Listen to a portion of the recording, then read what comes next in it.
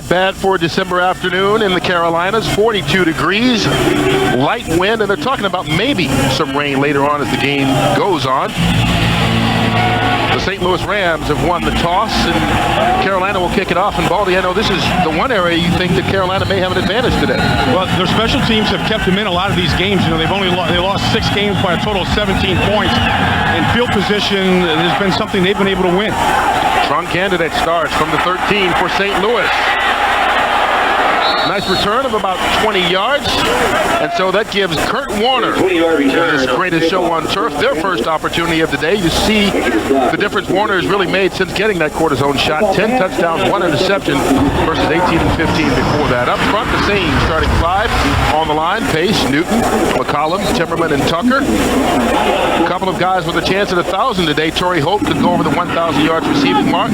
Marshall Falk could do it on the ground. First down, just shy of the 34. Warner to the air right away. Torrey Holt brought down immediately by Deion Grant. Taking a look at this Carolina Panthers defense. They've had all kinds of injuries on this side of the ball all season long, but Mike Rucker has been the man there on the front 4. The linebacking crew, Hambrick, the former Cowboy, Towns, and Morgan. And in the secondary, Doug Evans, tied for the NFL lead with 8 interceptions, comes in as the big guy today. Only 1 yard on the last play, so it's 2nd and 9. Marshall Falk. Carolina stops him right at the line of scrimmage. Nice play by the front 4.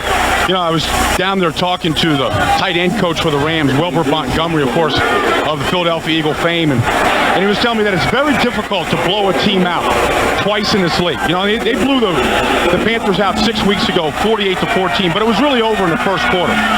And the Panthers have had 2 weeks to prepare here to get ready for it. They've studied those films, so the Rams already are coming out with a different look than they did in that game 6 weeks ago. They bring in Ricky Prohl on 3rd and 9.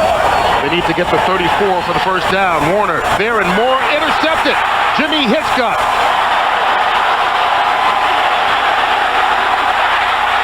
And Hitchcock chased down from behind, brought down, and Kurt Warner, the interception bug, which bugged him so much against these Carolina Panthers last year here, takes effect again. Well, really, the last 2 times he's played this team, he's thrown 7 interceptions.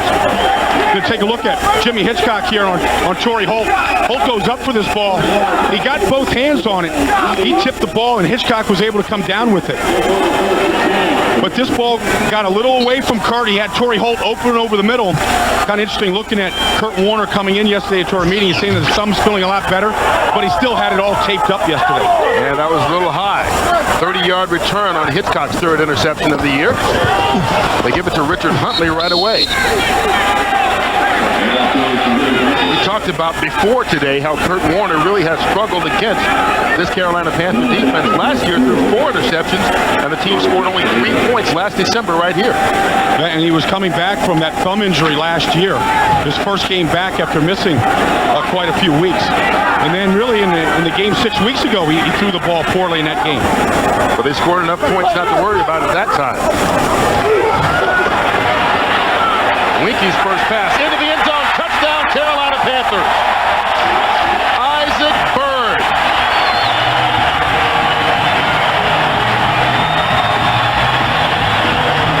That looked like Kurt Warner and the Rams. Bird only in the starting lineup because of the injury to Muhsin Muhammad, who's not even active today. 27 yards on the score. And Chris Winky got great protection, but you know, when you meet Chris Winky for the first time like we did on Friday, he sure doesn't seem like a rookie. Doesn't act like one. Very mature guy. He understands the position. Helps when you're 29 years old. John Casey puts the extra point up. And the Panthers take advantage of the Jimmy Hitchcock interception. 2 plays, 27 yards. Chris Winky to Isaac Bird, and they lead the Rams 7-0. Fox NFL Sunday is brought to you by Southwest Airlines, proud sponsor of the NFL and official airline of Super Bowl 36. Well, the Carolina Panthers getting exactly what they needed, turning the turnover into points, but that's something they've done a lot of. You see the last 7 takeaways, they scored 5 touchdowns. Been opportunistic when they get the turnovers. John Casey with the short kickoff, once again at the 13. Strong candidate doesn't get nearly as far on the return this time. Let's go back to the touchdown. Well, take a look at Wesley Walls in motion here. He's going to come in the middle and tie up London Fletcher, so when Burt takes the middle, there's nobody in front of him. This is an area of the field against this defense with the safeties playing wide. Here's Fletcher here, covering Wesley Walls. Walls' ability to get down the field, tied up the middle linebacker, and normally that's his area of the field that he helps out with. That's what they do in this cover 2 zone where the 2 safeties play very deep, but wide. So the middle of the field is normally open. Isaac Byrd getting his first touchdown catch of the year. The Carolina Panthers told us they want to shock the world today, and right now they take a 7-0 lead to begin doing that as Marshall Faulk gets the carry for 3 yards. Well, that would be a shock to the world. But, you know, the Rams have been in this position before, and they're a very poised team, and they're professional. And when you sit and you talk to Mike Marks, it's almost like you're not talking to a football coach. Yeah. You know, it's like you're talking to a professor that everything has a reason. You know, there's a reason for everything he does, and it's unconventional in a lot of ways. But this team does not panic. 2nd and 7. Jeff Robinson, the tight end, in motion. And there they go, right back to the air. That's thrown high, incomplete. Intended for Isaac Bruce, but Warner a little bit high here early. Yeah, this looks like the way that Kurt struggled last year when he came here, when the Rams only scored 3 points. Of course, it was about 60 degrees colder here. The Arctic winds had blown in, and it was tough to throw it and catch it that day, although the Panthers had pretty good success catching his interceptions. It's going to be another big 3rd down. It was a 3rd down. They had the turnover on the last possession. This time, St. Louis needing the 37 for the 1st down. Warner. He's got the protection, throws high again, incomplete. This time, Asa Hakeem, the intended receiver, but once again, Warner with too much height. Kurt, let me tell you, this game is set up for a letdown. They just beat the Falcons, the 49ers, and the Saints on Monday night. 3 huge divisional games. The rivalry in the Saints on Monday night there, big win. It is a natural for a team to kind of let down. They look a little flat here early, and it doesn't take much in this league to go from looking like Super Bowl contenders to being off your mark. John Baker with the front. That's Steve Smith. We talked about the rookie and how exciting he can be. Oh, he's got a block. Clip. He's got a flag as well. Yeah, this is coming back. Give me a fucking break!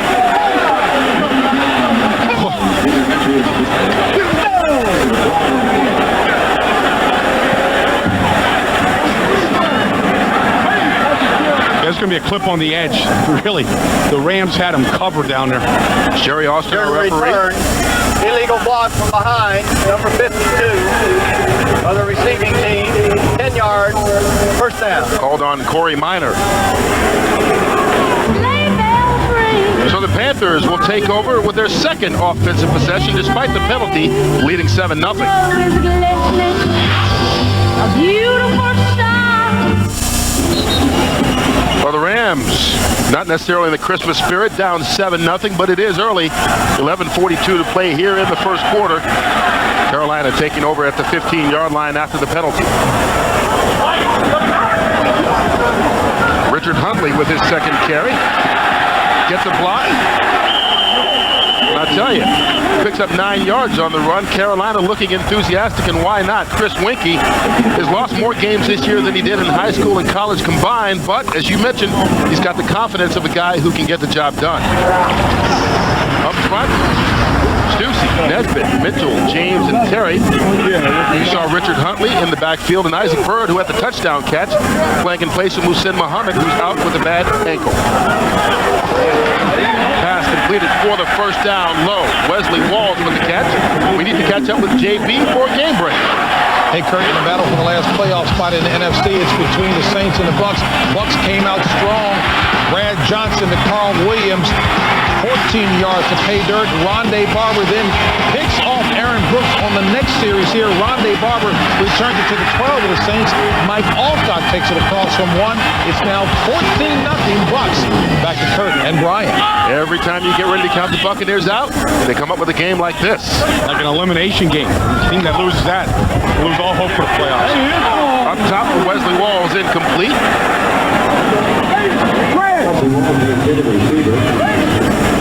The Rams take a look at their defense up front. I really like their defensive front. Listrom, Kanina, Young, and Ahanatu. Fields, Fletcher, and Tommy Polley, the linebackers. And that secondary healthy for the first time since week 9. All 4 guys getting actually to play together, including Adam Archuleta, who's back from missing last week's game with a concussion.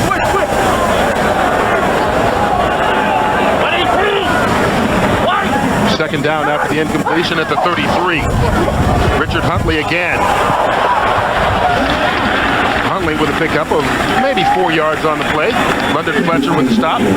Well, if the Carolina Panthers are going to have a chance in this game today, and they're off to a great start, they've got to control the front of the St. Louis Rams. Their offensive line has got to win. They've got to open up the holes like they are with Huntley right now, and you can see the pitch play right now is being effective for them, and they've got to be able to control pass rush. The Rams are not fancy on defense. They line up and they play. They like to rush 4 every play. They got to be able to protect Winky, and so far they've done that.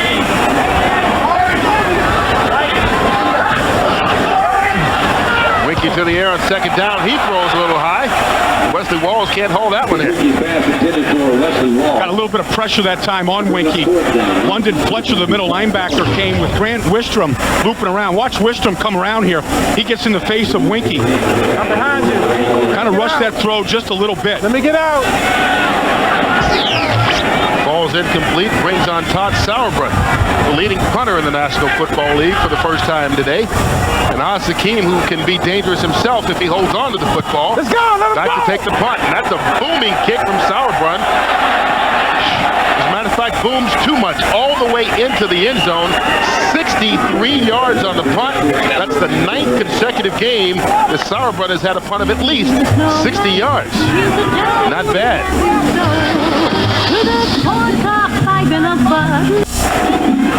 And Kurt Warner and the Rams off to an ugly start. 2 possessions, 2 3 and outs, including an interception that wound up turning into Carolina points.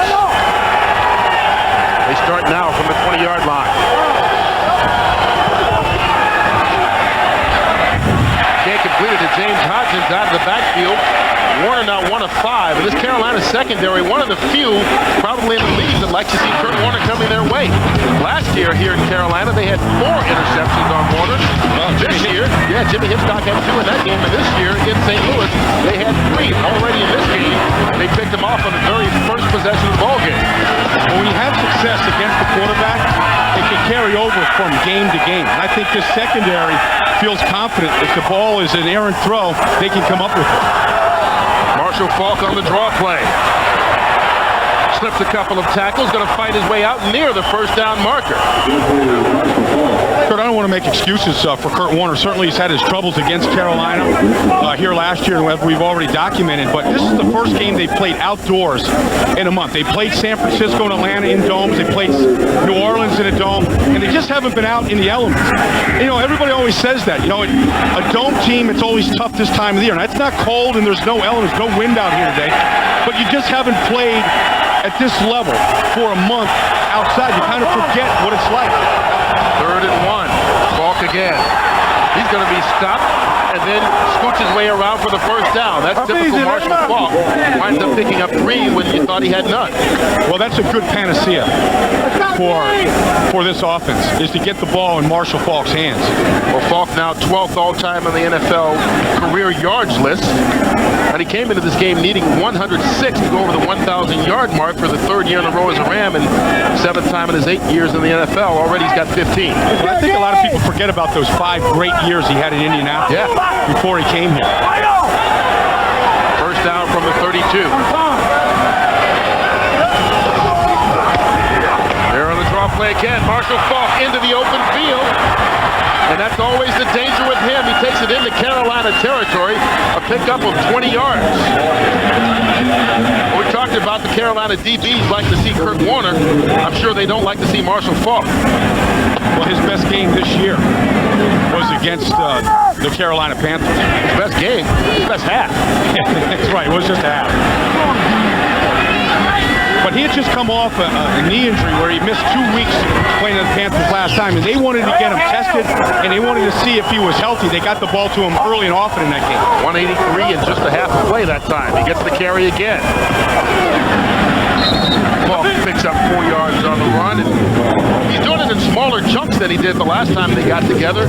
Marshall Faulk was unbelievable. You mentioned coming back from the knee injury, and this is just the third play of the ball game. He takes it 71 yards for the score, and didn't really stop after that, did he? No, it didn't stop there with Marshall Faulk either. Continued with Trunk Kennedy in the second half. They looked like, Nebraska in that game. They ran for over 330 yards combined. Like I said, very difficult to play an opponent the same way 2 times in a row. Warner working from the shotgun. Faulk again on the draw. That seems to be working for him. He picks up a first down. Really nice gain of 9. Reggie Howard with the tackle. Well, this is a very confusing play for the defensive line. First of all, watch Kurt Warner. He's in his shotgun, you think pass right away. And then he puts the ball like he's going to throw it real quick. And then it's a handoff to Faulk. And you can see right there, Ryan Tucker coming around. They get a lot of big bodies over there. But when you see a quarterback in shotgun, you're always thinking pass first.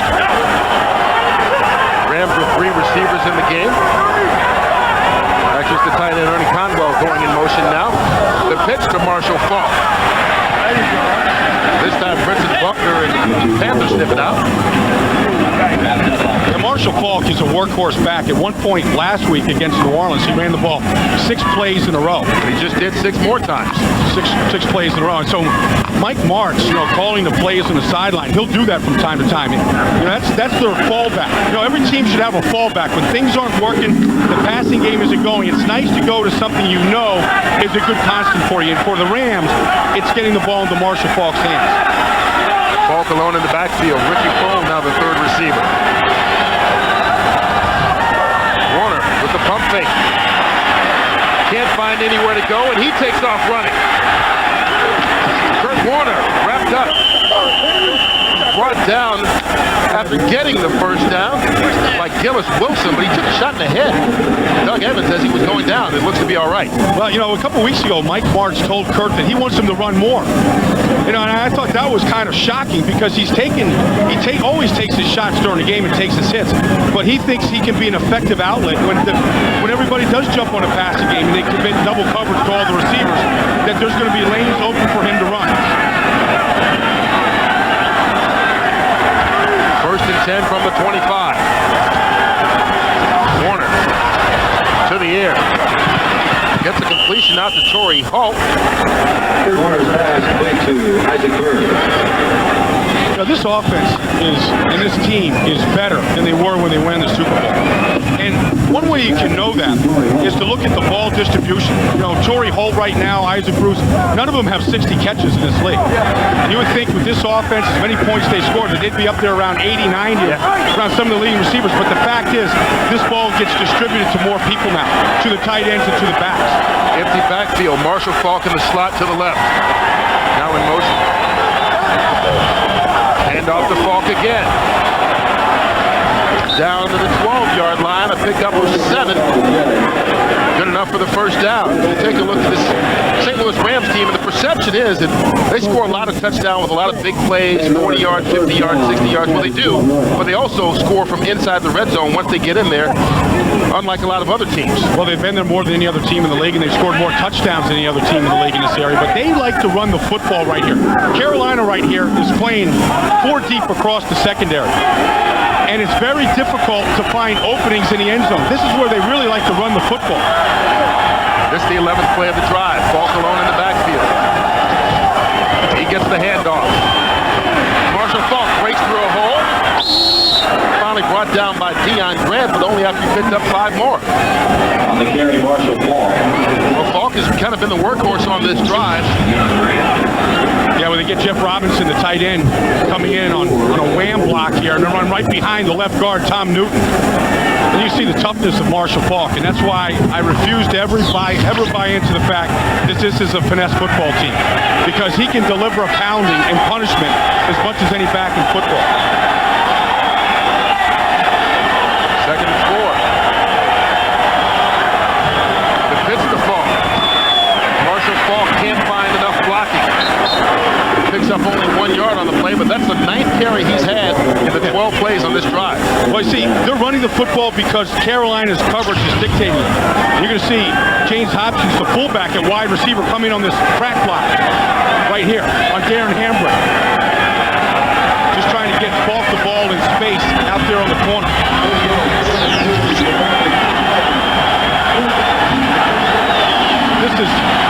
This is a red zone league. You've got to score when you get this close to the end zone. You saw the Philadelphia-San Francisco game yesterday. They couldn't score touchdowns when they got this close. 3rd and 3. They can get the first down if they get it to the 3. Warner goes to the end zone and gets the touchdown instead. Ricky Prohl with the catch. 7 yards on the touchdown score. The Rams pinning the extra point and leaving it up. He was just showing the ball to his friends and his family who's in the stands. Went to school at Wake Forest and lives in Greensboro here in the offseason, but Ricky Prohl never quit on this play. He's been the go-to receiver the last 3 weeks, averaging over 20 yards a catch on 10 catches. There he is, he's showing his family up in the stands for football. Kurt Warner gets on track on that drive, officially a 6-yard touchdown pass. Jeff Wilkins with the extra point. So Ricky Prohl's 3rd touchdown reception of the season gets the Rams right back in it. We're all even at 7. 2 minutes to play in the first quarter. Fox NFL Sunday is brought to you by Energizer. Do you have the funny inside? By Beechwood Aged Budweiser with the crisp, clean, and refreshing taste known only to the king of beers. By Toyota, get the feeling. And by IBM, taking e-business and your business to the next level.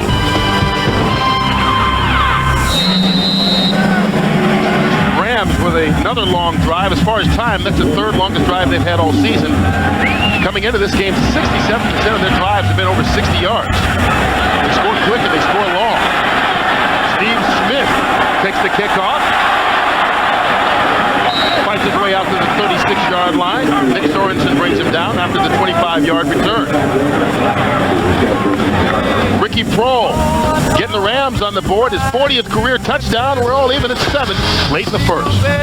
Jingle bell, jingle. Well, no Olympics going on here in Charlotte, but the dream team is on the bench for the St. Louis Rams at least. Well, that's the wide receiver dream team. I mean, talking to Ricky Prohl yesterday, he said it's a wide receiver dream to play in this offense. And the thing he's most impressed about, he said, is how smart his teammates are and how hard they study, and it shows on Sundays.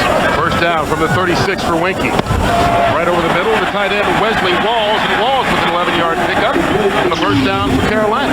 Watch Kurt Warner in the pocket here. And for all young quarterbacks, watch how Kurt has an economy of movement with his feet. There's pressure coming in from Chris Slade on the outside. Just calmly steps up, doesn't move a lot. That's not his game. Here he is. And when you're calm like this and your feet in the ground, you can scan the field a lot better and find an open Ricky Prohl in the back of the end zone. Prohl was wide open on that one. First down. Winky going up top. That's Steve Smith, the rookie, makes the catch. Couldn't keep his feet, but he falls down deep into St. Louis territory at the 22.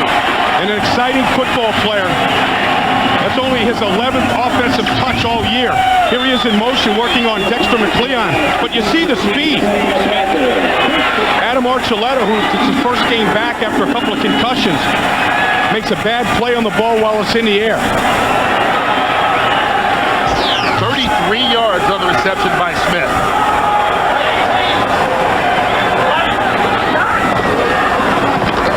Richard Huntley going to be dropped for a loss of 4 on the play.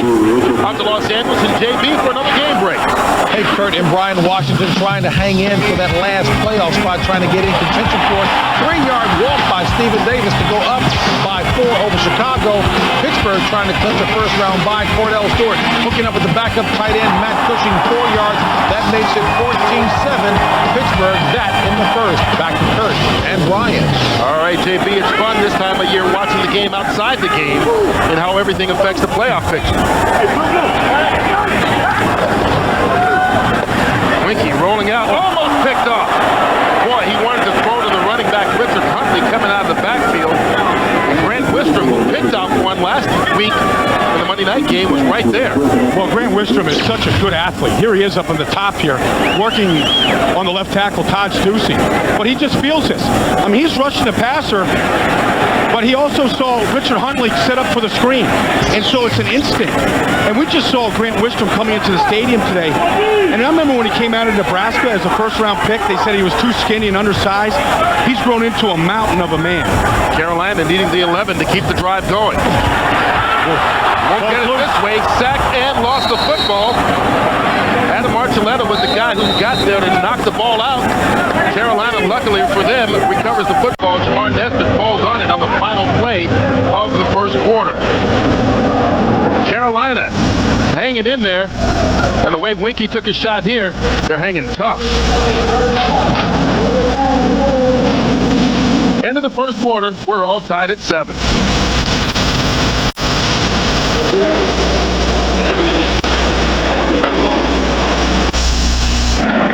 John Casey, who's made his last 15 kicks from under 50 yards, attempting one from 47 away.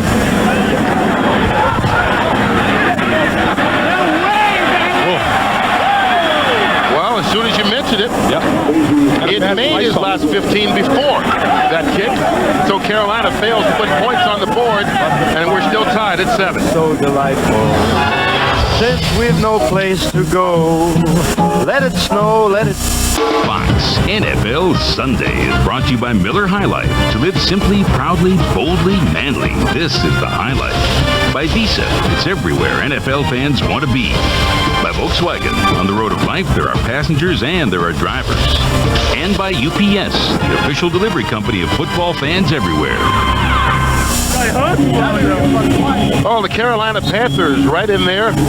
Unfortunately for them, John Casey missed the field goal, and when you face an offense like the Rams, you can't afford not to put points on the board every chance you get. No, the Rams are going to score points, and you got to match them. And you get an opportunity like that, that hurts, and it deflates you. St. Louis takes over at the 38. There's Marshall Faulk again. He's wrapped up in the backfield. Dan Morgan, their first-round pick out of Miami. We mentioned the 3 rookies at the Open today. You know, Chris Winky and Steve Smith. They both have made big plays. The third member here is Dan Morgan, right in the middle. I mean, he's reading defenses so much better now than he was early in the season. And he's coming back. His ankle, he said he doesn't feel the pain anymore that he did. He came back too soon from a broken leg, broken tibia bone, to try and play against the Miami Dolphins where he went to school and all of his buddies were there, and he came back a week too soon and missed a week after that. He's playing well now, 2nd and 9. Warner has the time but runs out. Going to be brought down for the sack. Chris Jenkins, the first guy to get to it. Well, the Panthers, who came in with the 31st ranked defense in the league, just got a sack from the young rookie, another rookie, Chris Jenkins. And that's what we're mentioning about here with Carolina, is how many young players they have and how many they're depending upon. Well, Jenkins taken in the 2nd round. Morgan in the 1st round. I was talking to Jenkins before the game, and you know, they had the bye week last week. He had 3 days off. He said he went home to Detroit. He said he slept. He slept for 3 days. That body a little tired right now. Rams have to get it to the 48 for the first down. Warner there and more. Ernie Conwell to the 47 of Carolina. Good enough for a pickup of 17. Well, any receiver on this team is capable of being a big player. Ernie Conwell is going to be here. He's just going to run this corner route. Carolina playing a zone here. Deion Grant. I mean, that's a throw from Kurt Warner that a lot of guys in this league have a hard time making, where it almost has the ability to drop in between a zone, like it's a missile, and you have control of it, and the ball somehow, the bottom of it just falls out. On the draw play, Marshall Faulk bobbled up. Picks picks up 2 yards on the play, but what is impressive so far from Carolina's standpoint, that 17-yard pass, thus far the biggest play of the day for the St. Louis offense. Well, just talking with the Panthers this week, they thought they had to defend deep first and then shallow. So they haven't given up anything deep right now. You're going to see here in this play, you're going to see a deep shell, like an umbrella. And nothing's going to get behind Mike Minter, the safety, or Deion Grant, who's back there now. You see right here, nothing's going to get behind these guys. So they're going to defend everything in front of them. They've done a good job of it so far. The pitch to Falk on second down. Found a hole for a bit, but ran into his own guy, Ricky Kroll. Picked up 3 yards on the play. One way, on tape and on film, when you watch both these teams, the one thing that jumps out of you is how much faster at almost every position the Rams are. And today, you don't see that disparity. And part of it is I think the Rams are taking the Panthers lightly in their preparation. Does grass even it out? Well, I think the grass evens it out being outside. Mike Martz gave his team off Tuesday and Wednesday after the Monday night game, so the preparation wasn't a full week like you would normally have. And I think the Panthers have nothing to lose. Rams have to cross the 37 for the first down, and they do. Down to the 35, Hakeem with the catch and the first down. One thing I like about the Rams, though, when they make big plays like that third down conversion, is there's no taunting or celebration. I mean, these guys, Kurt Warner told us yesterday that he's not getting excited about any of this right now, that the bar is so high in St. Louis that nothing short of a Super Bowl title is going to get them excited. Yeah, they don't care about home field. I mean, they want home field, but that's not what's driving them right now, or first place or all this. It's all about the end prize, which is the Super Bowl. Marshall Faulk dances his way for a pickup of 3, maybe 4 in the play. Just watching Marshall Faulk getting a lot of carries here early in this game. And one thing about the running game, everybody says, the running game, you got to be tough and you got to have balance and all that. The thing with the running game, the reason why it's hard is because it's hard to practice. This time of the year, you got to go outside and you got to pad up your hands and put the pads on, and you got to go out there, and it's hard during the week, but the payoff is on Sundays. And that's why teams, I think, that get to the playoffs are good running football teams. They paid the price during the week. Well, Dan Morgan kind of making Marshall Faulk pay the price. Brings him down for a 2-yard loss. We need to check in with JB for another game break. Hey, Kurt, and the Bears are continuing to do their part, looking for a first-round bye, battling against the Redskins. Take a look at Leon Johnson following his blocking very nicely. He takes it 32 yards to pay dirt, and the Bears are back in front in the second. 10-7, back to Kurt and Ryan. Yeah, what a great pickup Leon Johnson was. He was out of football to start the season. If it weren't for Garrison Hurst, he might be the comeback player of the year. Good point. He's helped out the Bears a bunch, especially in that short yardage and goal line package. Rams needing 25. Hakeem not going to get there. Going to be stopped a couple yards short. Deion Grant with the first down saving tackle. I tell you, they're getting to Kurt Warner now. Yeah, they are. They're putting the heat on him. Yeah, watch Kurt Warner here. I mean, he's backing up. He knows the hit's coming. He's picking out a couple of dirt clods out of the helmet after that hit. A couple divots stuck in the side of his the helmet. Jeff Wilkins on for the 45-yard field goal attempt.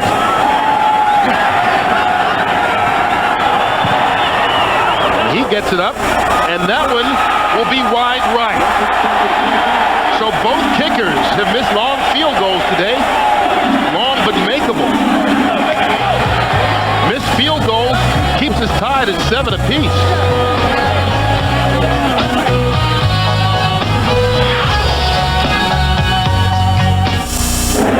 Next week is another full day of NFL action, beginning with the undisputed pregame show champion, Fox NFL Sunday. Then it's the Vikings and the Packers, plus the Giants and the Eagles for other regional action. It all begins with the pregame show starting at noon Eastern, 9 Pacific, right here on Fox. First down for Carolina. Chris Mangum with the reception. Short pickup of only 1 yard on the play.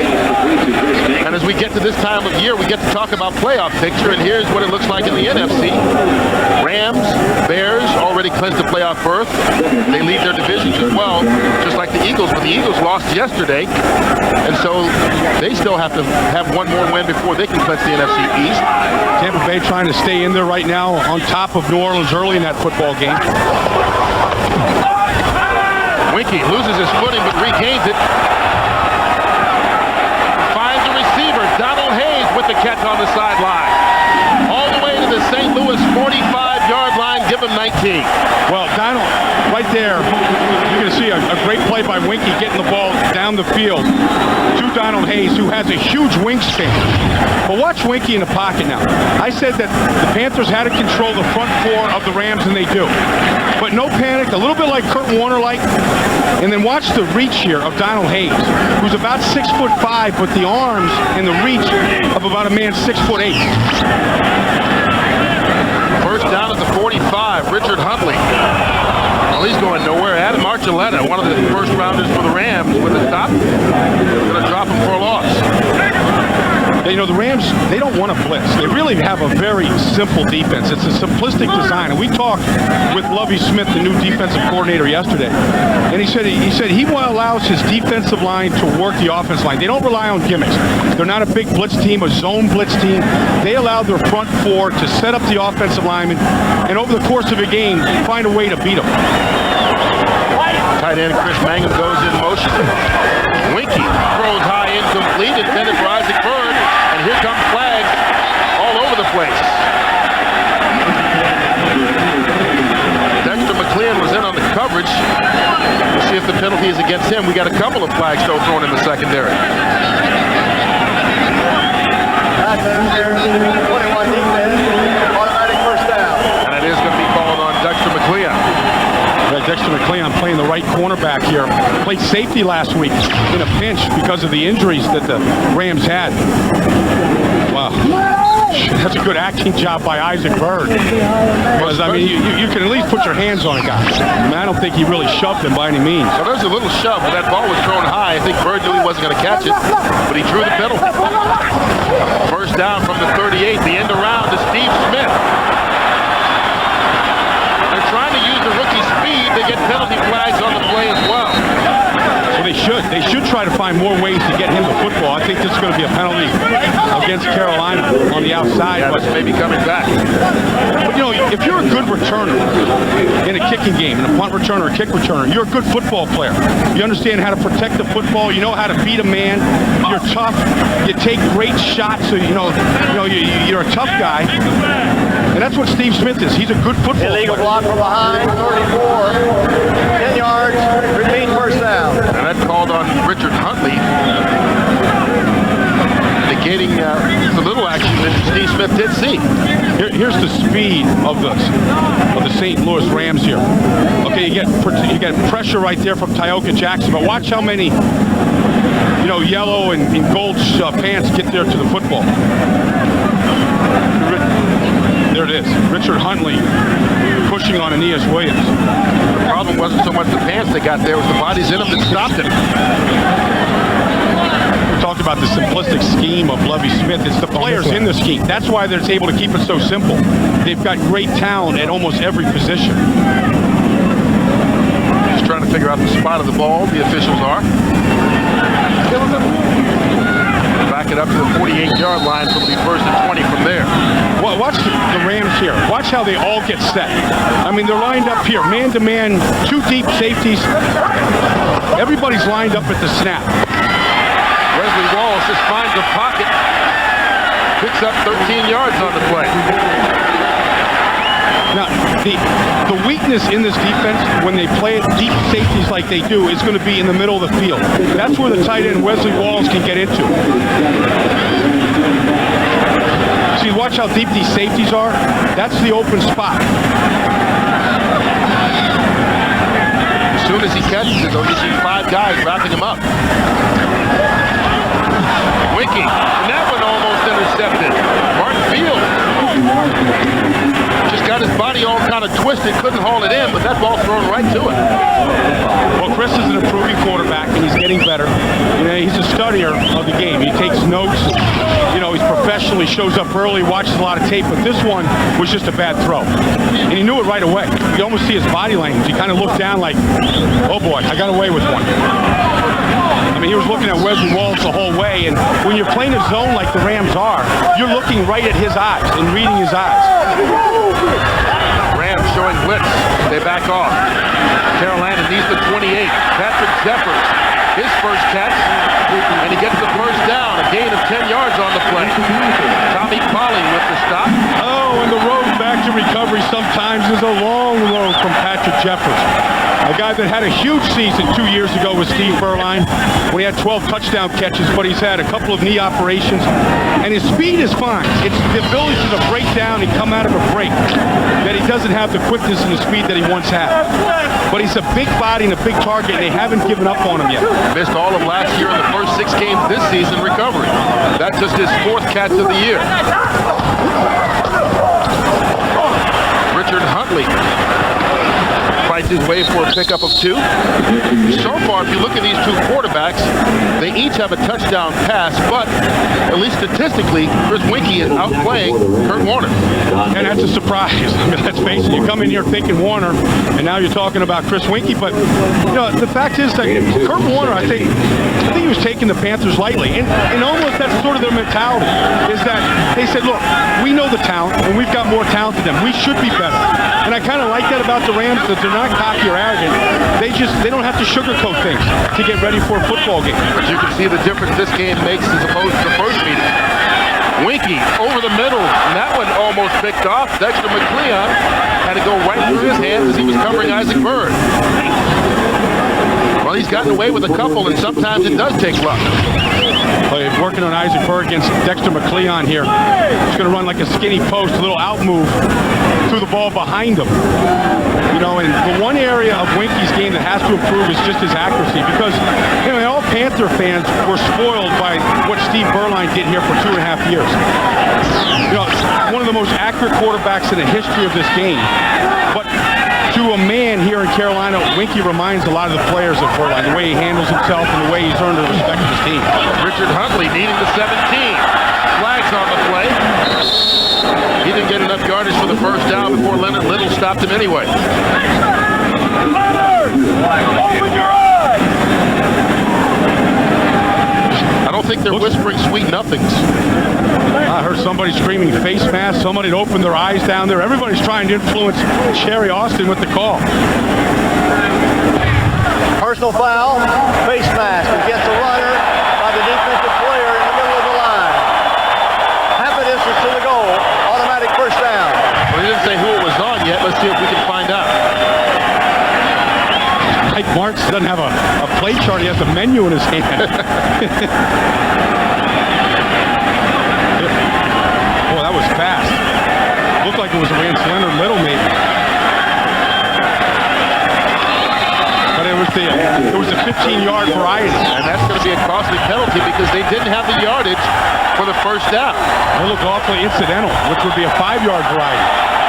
Nonetheless, Carolina with the first down at the 10-yard line. First and goal. Wesley Walls there. Richard Huntley. A nice run by Huntley to pick up 5 yards. He was stopped in the backfield, but eventually wound his way around. Adam Archuleta stopped him right at the 5. But here we find ourselves in the red zone once again. Carolina, the last couple of weeks, has really been strong down here. Well, this is what got him down there, was the face mask penalty. You see right there, the Ram player. I mean, that was Leonard Little. Well, the umpire making the tackle. Jim Duke, the umpire, is kind of in the way. You can't see if he grabbed a hold of it or if he just rushed across it. Yeah, but if he was really flagrant with it, he would have jerked his head, and that didn't happen. Second and goal from the 5. Here comes the blitz. They take advantage of it, but can't complete the pass to Brad Hoover. Well, Winkie made the right read, just couldn't drop it in. Well, he did, Kurt. Right now the Panthers, they've already missed a field goal in this game. You know, they are controlling this football game at this point. They're keeping it away from the Rams. You can see, Winkie has played well. He's got a little smile on his face. There's a comfort level. Well, you talked about the difference in the young quarterback versus the veteran Warner and how Warner has the ability to just drop it in there. That is the kind of pass Winkie needed right there. Yeah, and I think he's got all the throws, but, the more he plays, the more reps he gets.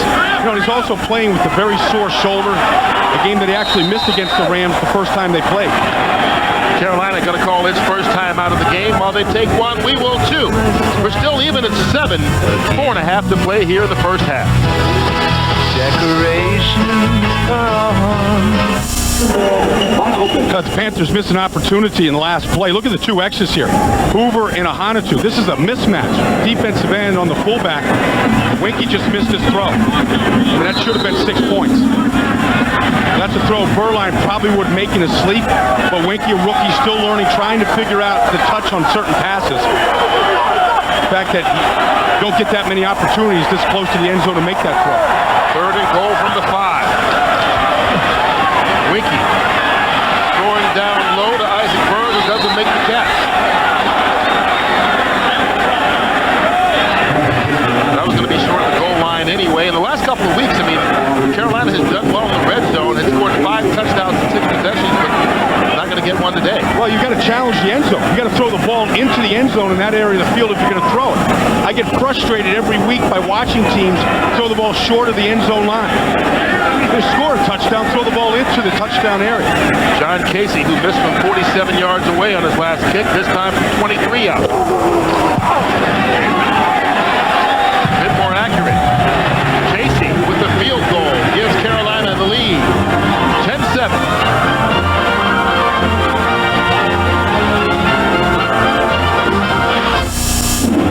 Back here in Charlotte, North Carolina, NASCAR country. Reminds me that returning in February 2000, it's NASCAR on Fox in the first race, not too far from here, right up in Rockingham up the road. Yeah, Chris Winky was in for a pit stop. Yeah, not changing the tires, just changing the spikes. How long is the clock on that change? Well, I tell you what, I mean, Winky just did a great job of executing a drive. 13 plays in that drive, 60 yards, ate up over 6 minutes of clock, and that's 6 minutes where Kurt Warner and, you know, this high-flying act of theirs wasn't on the field. Todd Sauerbrunn with the kickoff. His best of the game run candidate. Candidate gets it up to the 26-yard line. Turn of 23. 26-yard line. Well, Kurt Warner and the Rams have 4 minutes and 11 seconds, which for them is like 4 weeks. They can score quickly, they can score in a hurry, and they often do. Well, at the end of the first half last week, they were able to put a 90-second drive together against the Saints and took it into the end zone. And Carolina, in their last game, they had to bye last week, but before that against Buffalo, gave up a 70-yard drive in 36 seconds at the end of the first half. From the 26, Warner going deep. Torrey Holt makes a couple of moves. May have moved too much, finally brought down by Rashard Anderson. All the way down to the 28, a play of 46. Well, Torrey Holt is from Gibsonville, North Carolina, which is about the distance of this throw. Down the field, he turned Rashard Anderson all the way around, twice. Over 1,000 yards this year now for Torrey Holt. Back-to-back seasons for him. Isaac Bruce already there, so they become the 11th receiving tandem in NFL history to do it 2 years in a row. Across the seam, there he is, Isaac Bruce. Pardon me, it's Torrey Holt. And that's Holt once again.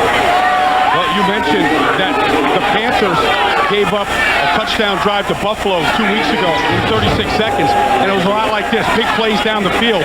This time, Torrey Holt's going to work on Jimmy Hitchcock, and that's a Kurt Warner throw that time. That ball was in the air, tight spiral, perfect location, and Kurt warming up quickly here. 19 yards on that play. This time only one wide receiver, Isaac Bruce down at the bottom. First and goal from the 8, Warner on the bootleg. Gets a block and slides down at the 4-yard line. Well, I know they said they wanted to see Warner run a little bit more, but I don't think that's what they meant. He didn't want to run. There's only 2 receivers on the route. There was Isaac Bruce up top, and then the tight end, Jeff Robinson, coming across the middle, and he was covered. And he just eluded Darren Hambrick, the linebacker, who's a fantastic athlete, and so cool. I mean, even the slide is cool. Able to get down without getting hit. Even when they panic, it doesn't look like they panic. Marshall Faulk. No contest. Well, it was a heck of a run by Faulk because pylon in the end zone with pure speed. And then he thought, you know what? I still got pretty good power. Watch this here. He's got Doug Evans on the outside who's going to be one-on-one with him. And he thinks he can get to the pylon, but he goes, I don't know if I can win this race. I'll just run him over. And that's the dual threat of Marshall Faulk. The speed to outrun and then the power to run you over. Wilkins for the extra point.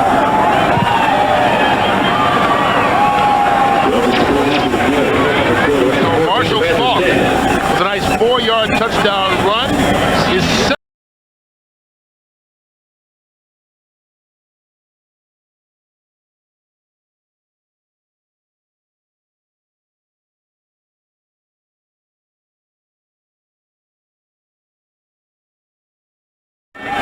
We talked about how quickly the Rams can score. We said it right at the start of the drive. It took them 2 minutes, 11 seconds to drive 74 yards.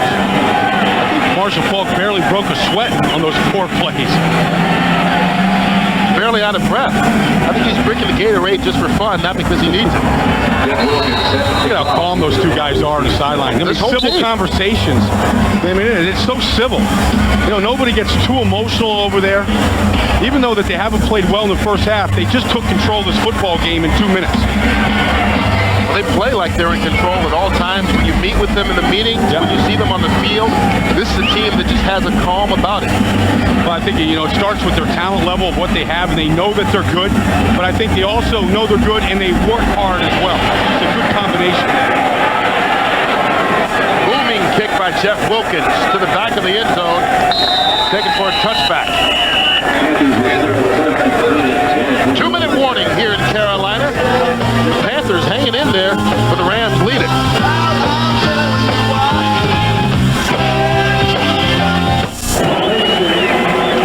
Coming up on the Visa Halftime Report, JB, Terry, Howie, and Chris with all the scores and highlights from around the league.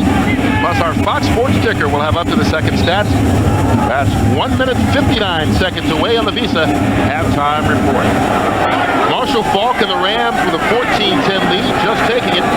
Carolina going to try and bounce back. Winky does just that, going to Patrick Jeffers for the first down and more.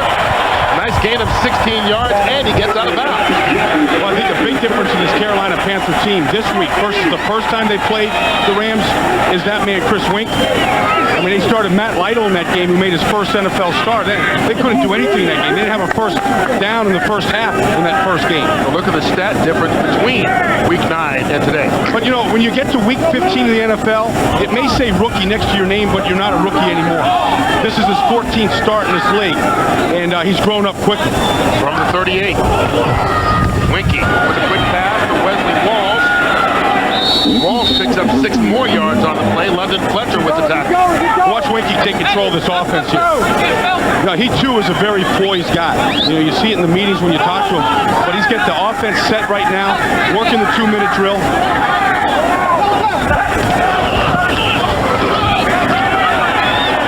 Stays in the pocket, now brings it down. Look at the running room he's got. Chris Winky with the carry and steps out of bounds. And that's the ability that they certainly like. 23 yards on the run by the rookie. Well, that was one of the reasons why they made the switch at quarterback this offseason and got rid of Steve Berline. Steve never had this ability. But even at age 29 now, he has the ability to pull this ball down, and he's a long strider. It may not look like he's running fast, but he's covering a lot of ground.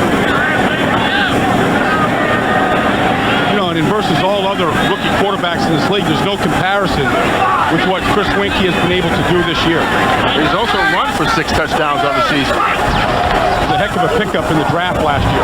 First down from the 33. That pass ruled incomplete. And Winky, you know, people talk about his age and the fact that he played minor league baseball and maturity, but I think you can also credit the fact that he's got a veteran like Wesley Walls, who you see there on the sideline, as something of a safety blanket as you kind of start your career. Well, he had a good veteran crew, and that's scary for Wesley Walls. Well, he's playing with a bad ankle. Looked like they were looking at his knee there. That knee has been surgically repaired from a year ago. 2nd and 10. Donald Hayes with the catch. London Fletcher with the hello. London Fletcher at 5'9", got right underneath the sternum of Donald Hayes and flipped him upside down.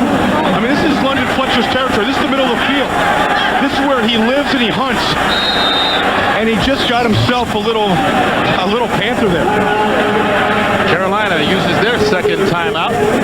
Ball under 30 and a big third down coming.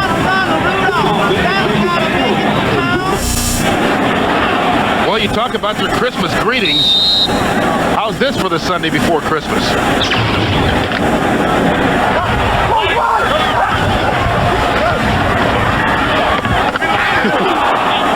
Put that one underneath the tree. Winky through the hands of Patrick Jeffers. And he threw a good ball to Jeffers, too. Jeffers was listening to footsteps, the same footsteps that Fletcher just bounced Donald Hayes with the play before. That was a good pass he threw. Well, they wouldn't have had enough yards for the first down, but it would have put him 5 yards closer on the field goal attempt. Well, this is exactly where Casey missed his first field goal today, right at that 48-yard mark. Same spot, 47 officially will be the distance.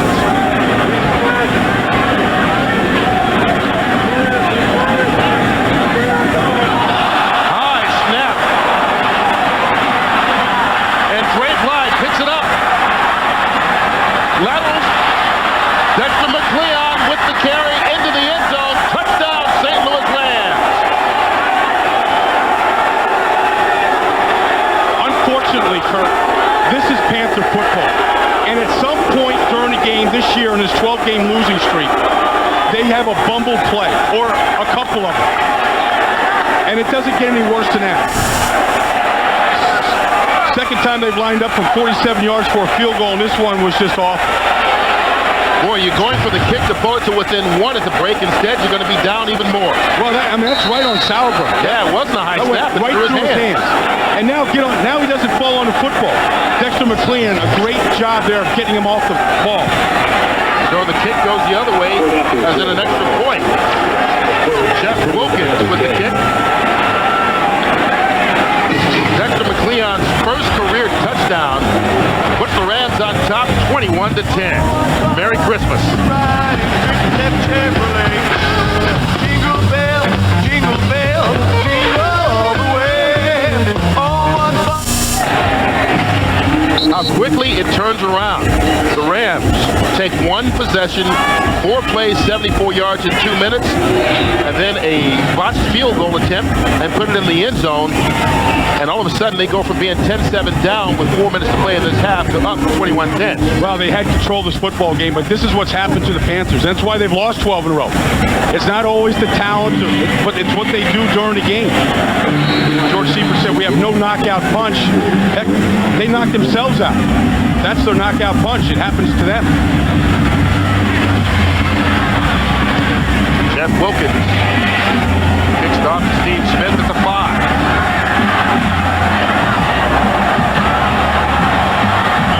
Get up the sideline before it's out of bounds. To about the 37-yard line. Go back to the missed field goal. Well, this is an excellent snap. Goes right through Sauerbrunn's hands. J.C. Kyle, the snapper. Now, here's the play. Dexter McLean gets him off the football, but he doesn't quit on the play. Now he gets up and Dre Bly. I mean, that's just one of those offense. They've been watching the offense too long. I mean, that looked like that Trunk Canada play against the Jets this year. Yeah, it does. And there's a happy guy, McLeon. Played his college ball just down the road at Clemson. Yeah, and Dre Bly played right at North Carolina. And those guys are going to take it to Mike March and say, see, we can do the same thing that your offensive guys do. Put us on that side of the ball, let us go. 36 seconds to go in the first half. Carolina working with just one timeout. Brad Hoover going to be stopped after a pickup of 5.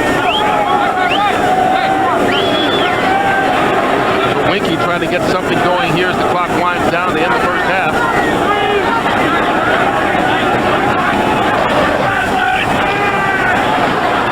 Going up top, Donald Hayes. And Donald Hayes with the catch. He spotted at the 11-yard line and a big play of 49 yards. They ran a double move on Dre Bly. That means he ran looked like it was going to be an out. Watch him here. He takes it out and then up. And he ran away from the safety, and here's the stride, and the beautiful stride of Donald Hayes getting behind Dre Bly. And for Chris Winky, that's a beautiful throw. That's the ball that I was talking about, like Kurt Warner throws, how it just sort of drops and dives right into the receiver's hands. They've got a chance here to go right to the end zone. You can't dance her in, though. You have to make a decision and throw it to the end zone. 8 seconds and 1 timeout. Oh, they throw it down the side. It's incomplete. 5 seconds left. Now what do you do? You got to get points on the football, on the board right now. And I know that this is no automatic operation right now for John Casey and his field goal team. But I don't think that you can make a play like that and come away without sure points. Well, Casey has missed a field goal. Sauerbrunn has let one go through his hands. The special teams unit with an ugly start, and we thought this was one place where they had played well all season. This from 28 yards out. Goes through. Get them 3 points closer as we get to halftime. It's 21-13 Rams on top. Carolina staying in there. Fox NFL Sunday. We'll be back here right after this word from your local Fox station. The Visa Halftime Report is brought to you by Visa. It's everywhere NFL fans want to be. And welcome to the Visa Halftime. Those of you watching St. Louis and Carolina, Rams looking to go undefeated on the road to become only the 6th team since the merger to do so. As we take a look at other scores right now, Redskins trying to hang on to their faint playoff hopes, tied at 10. Warren Sapp hoping to get this baby going. Bucks hosting the Saints. Johnson back, Carl Williams. Nice catch. Watch this effort. Spin move, dives once. Touchdown. Tampa Bay on top early, 7-0. Then Aaron Brooks back in the pocket, guns it over the middle. Does not see Rondé Barber sitting right there. 12 yards return, still 7-0 Tampa Bay. And then Mike Offside tucked inside, pulls his way in from 1 yard out. 14-0 Tampa Bay. Johnson back, play action. Drops this one off. Watch the effort by Ward Johnson. Did he go down? No, sir. Up, finish. In. This Florida State Seminole scores 27, now 30-0. Bucks all over the Saints. Hello, somebody, wake up, New Orleans. All right, Steelers looking to clinch the first round bye ahead in that contest as well. Seahawks, boy, the Giants are trailing by 3, and that one to the Seattle Seahawks, who are mathematically still in it. If the Vikings lose, the Vikings will be eliminated. Jaguars already out. Bills and the Falcons, a 1-point game there. Bills already out of contention as well. Chargers and Chiefs, nothing happening there, all knotted at 7. Ravens and the Bengals, Colts make that 13-0 over the Bengals, and we will have more coming your way as the Visa Halftime continues right after this.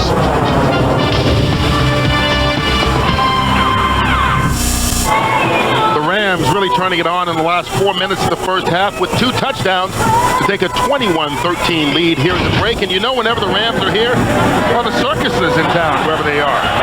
This right before halftime, the bad hold on the field goal attempt turns into a touchdown for the Rams. Yeah, you know, the defense has been watching that offense all year. They just took a page from Mike Martz and said, we can do a flip in the middle of the field just as well, find the end zone.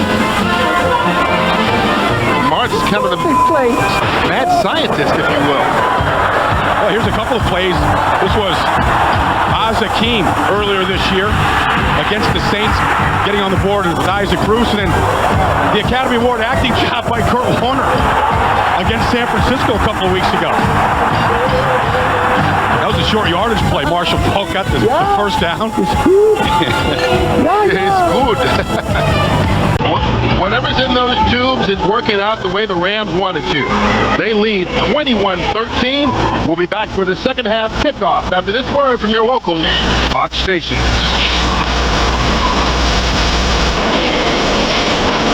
Well, Carolina Panther fans were enjoying some tasty treats early on as their team actually had a lead throughout most of the first half. But right now it's 21-13 at halftime, and as we take a look at the stats, you can see that really Carolina has had everything up until those last couple seconds going in their favor. Yeah, they've really controlled the Rams' defensive front, and for the Rams coming in with the second-ranked defense in this league, they haven't performed like it. They haven't put pressure on Winky right now.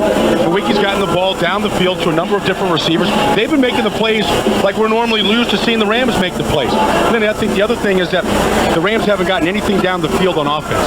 Well, you take a look at it, and Carolina has done a good job in preventing the Rams from doing the big plays down the field. But right there at the end of the first half, as you said, whenever something can go wrong for Carolina, once again it did.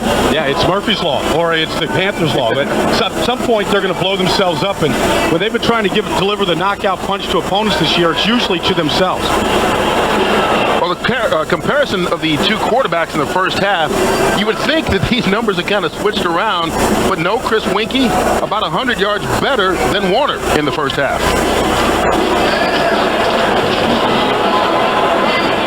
Well, this game began with an interception on the first possession by Carolina, and Chris Winkie turned it right around into a touchdown pass to Isaac Byrd, and that put Carolina up 7-0. The Rams hung in there and came right back. Ricky Prohl with the 6-yard touchdown reception to tie the game at 7. Carolina went back on top, but then the Rams with 2 touchdowns in the final 4 minutes, including one on special teams, take a 21-13 lead here as we get ready to start the third quarter. Well, that's the defensive front over there. Chidi Ahanatu and Brian Young, and you haven't really called a lot of their names today. And I think the Panthers' offensive line, you got to give them credit. They've done a good job of controlling the front. I think we'll see the Rams blitz a little bit more, try to put a little bit more pressure on Chris Winkie. Well, besides the score, the bad news for the first half for Carolina, probably the fact that we saw Wesley Walls get carted off in the first half. He was injured on that big 23-yard run by Winkie, was still waiting for an official report, but as he took off, he waved to the crowd as he was leaving, and he's been quoted as saying earlier this season he thinks that this may be his last year with the Carolina Panthers. Yeah, he's coming off an anterior cruciate ligament injury of a year ago, and that's the knee that he injured here today. And for Wesley Walls, he's spent his entire career, 12 years in the NFC West with San Francisco, New Orleans, and now Carolina. And of course, this is the last game for the Panthers in the NFC West today as the realignment takes over next year. And the Panthers will move to the NFC South next year. Rams will be in a realigned NFC West. Yeah, they join Seattle. Seattle and Arizona will be out there next year. They don't have to make these trips across the country.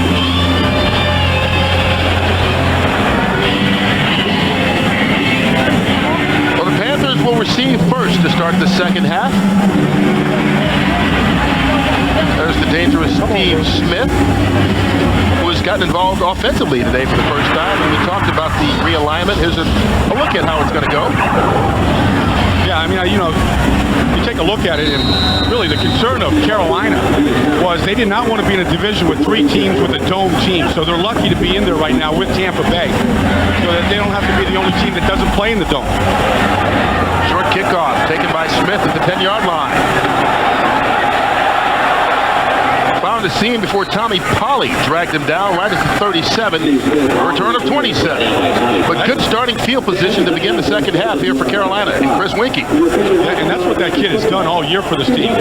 He's given the offense good starting field position. In fact, 2 weeks ago against Buffalo, I'd never seen a team try to kick away from a guy the way Buffalo did to Steve Smith as they did in that game. And they kept shaking punts and squibbing kicks, and Carolina had good field position all day. Initially at the 38-yard line. The pitch to Richard Huntley. Huntley fights his way for 4 yards. Don Davis, Jeff Scanina with the tackle. Carolina coming into this game, a struggling offense.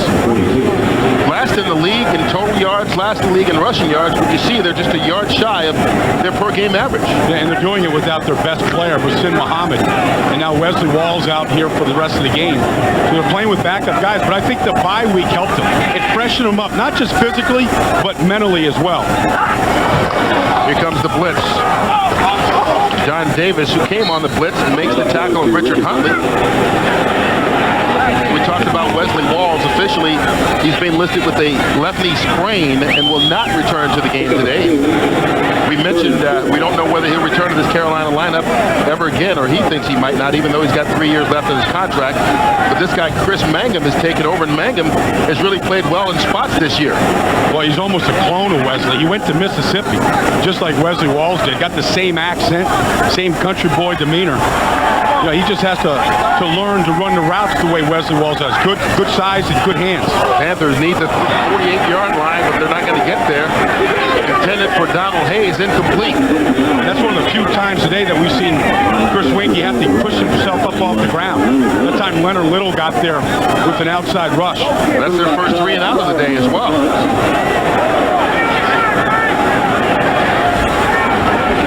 Rams with a dangerous return return man themselves, Isaac Hakeem, who's fumbled 7 times this year. Fumbled in last Monday night's game against the Saints. Todd Sauerbrunn with his second punt of the afternoon. Boom, the first one more than 60 yards, and this one, wow, seems to be following in that path into the end zone. And the only thing that's going to prevent the distance this time is where it was on the field. 56 yards officially on that punt by Sauerbrunn.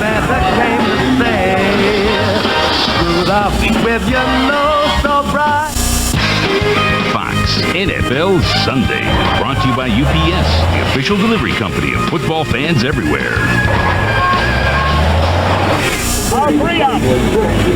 Back in Carolina, early on in the third quarter, Rams on top, 21-13, their first possession here of the second half. Kurt Warner passed the 4,000-yard mark today, second time he's done it, the last time the MVP season of '99. And he was the Super Bowl MVP that year when they beat the Titans. He's playing better football right now. Playing better now. He's got better weapons, better command of this offense. In fact, the Rams were about 2 hours late getting in yesterday to Charlotte. And I kidded Mike Martz. I said, you were so busy loading all those new plays of yours on the plane that there was a delay. They come out with something different every week, don't they? Well, they start empty backfield, and then Marshall Faulk shifts back into the backfield. With Warner out of the shotgun. Pump fake over the middle of the field. Dan Morgan with the pick.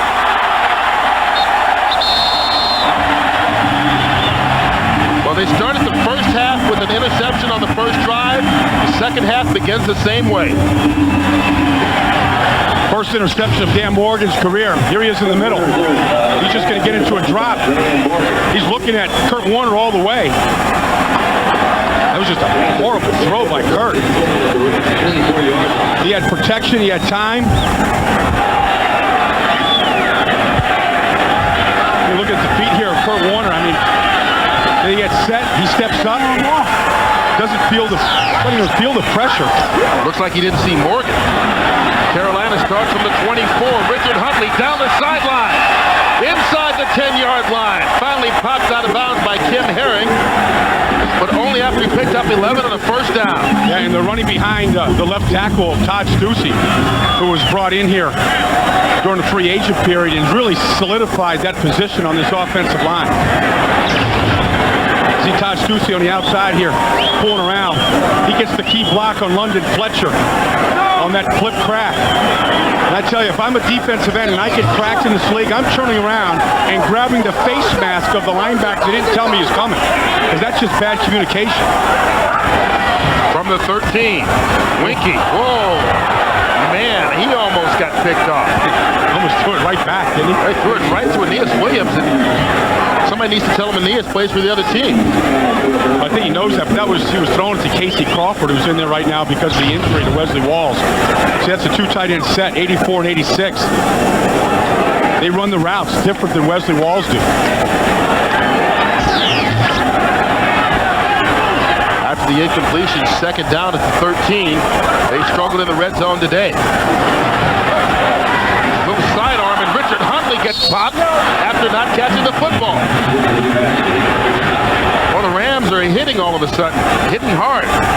Well, you know, we talked about how this is a red zone league, and you can't give up points when you get to this close to the field, into the end zone. But you've got to throw the ball. You've got to challenge the end zone.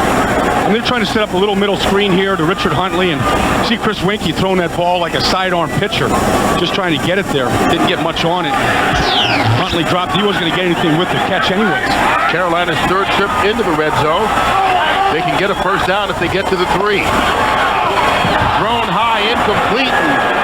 You mentioned throwing into the end zone. I don't think they've thrown into the end zone on any of the 3 red zone possessions. Well, I mean, certainly part of it is the pressure that they put on Chris Winky here, but it's also the design of the play, where you can max protect that and protect the interior of the line, and then at least take a shot to the end zone, where Donald Hayes has a huge height advantage over any of the cornerbacks of St. Louis. John Casey on for the 30-yard field goal attempt.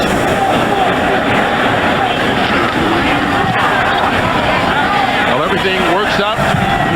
Snap, the hold, and the field goal is good. Carolina once again turns the interception into points to cut the margin to 21-16. No is glistening of you. Stussy wants just one thing for Christmas. The Panthers won the season opener at Minnesota, have lost 12 straight since then. I wonder how many Todd Stussy jerseys have been sold for Christmas this year. I wonder how many guys can fit in a Todd Stussy jersey. Better question. Shard Anderson brings down Tron candidate. Kurt Warner has had bad starts to each half this afternoon. Third play of the game, second pass of the game in the first half gets picked off. Jimmy Hitchcock with the interception, and the Carolina Panthers turn that into 7 points. Then here to start the second half, first pass picked off by Dan Morgan. Panthers turn it into a field goal. You know what? Kurt Warner doesn't, he said he doesn't get flustered or bothered by interceptions. He said when you throw the football as much as we do, you're going to throw it. And the important thing is what's he do after the interception? How does he come back? They come back and go right to the air, same spot. Isaac Bruce, and I believe that's his first catch of the day. 7 yards. Well, Isaac Bruce, of course, had the huge game on Monday night, and you know when you don't get the football for a while, you know you start to complain a little bit. He'd caught as many touchdown passes on Monday night as he had caught all season long. So they went to him on Monday, and you know he got his fix out there. But all wide receivers want to get involved in the game as early as possible. Conwell, the tight end, in motion. Marshall Faulk, his first carry of the second half. He gets nowhere. He'll be tripped up in the backfield. That's Darren Hambrick with the tackle. Well, again, Carolina's defense came in here today. They wanted to defend deep first and then work up, you know, to the shallow part of the field, and they haven't given up any big plays yet. You know, part of it is I think they feel fresher mentally, that bye week. You know, even George Seifert took a day off and went to the mountains, Blowing Rock, North Carolina. I think he blew, you know, a little bit of goodwill on some of those rocks. Well, it was working here early on. They've got a big third down defensively. Rams need the 40 for the first.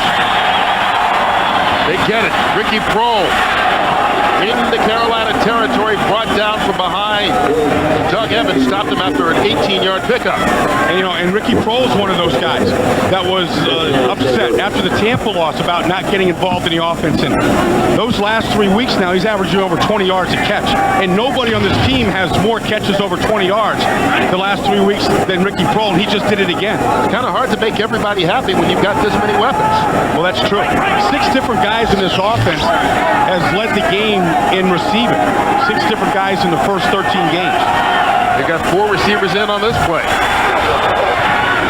He dumps it off to Marshall Faulk out of the backfield, and Faulk no longer in the backfield, into the open field before Dan Morgan chased him down. 25 yards on the play.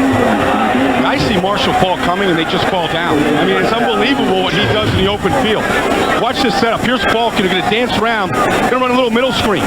Nice float by Kurt Warner. He just changes direction out of nowhere. He gives you, he never shows you what he's going to do next. Watch this change of direction. Whoop, whoop. He's able to shift gears. Well, that's what Dan Morgan was saying. He said, you can't tell if he's going to get the ball on a screen or draw. It looks the same at the start of every play. He goes out of the backfield on first down. Conwell.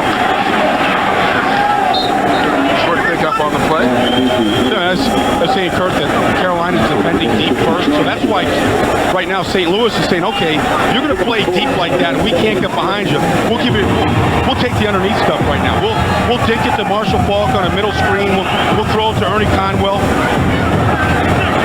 This is inside the red zone here is where they really like to run the football. And the reason why they do that isn't because they want to show you how tough they are or anything like that. It's just that they think that the coverage that the defense gives you makes it easier to run against. March really believes in running inside the red zone despite all the gaudy stats. Of course, that's when they pass to Ricky Prohl as soon as we get into that. Well, it's also kind of hard to run when there's no running back in the backfield. And that was an empty backfield. Pick up 4 more on the play. See, it's kind of hard to have any sort of a running attack. The problem is with these Rams, even with an empty backfield, you never know who's coming around. You can't look at how they line up and try and decide exactly what they're going to do, because they'll do anything out of any formation. Well, in the red zone league right now, 2 times in this area of the field, they've scored touchdowns. The Panthers haven't. Panthers 0 for 3 on touchdowns inside their red zone. And Kurt Warner calls the first time out of the second half here for the Rams. Ball on the 14, leading 21-16.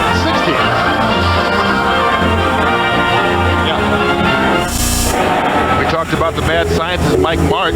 I think he walks around with Thomas Dolby. She's blinded me with science in his head because he'll do anything at any time. Well, he's unconventional in his thinking. In fact, I'm surprised that they had a timeout to call with 8 minutes in the third quarter here left. He doesn't mind using it. No, because he wants to get the play right. And this is the running formation that he has here. And they pass out of it on 3rd and 2. Marshall Falk. And Falk going to be stopped short of the first down. Darren Hambrick dropped him for a loss of 1 yard. Nothing deceptive about that play.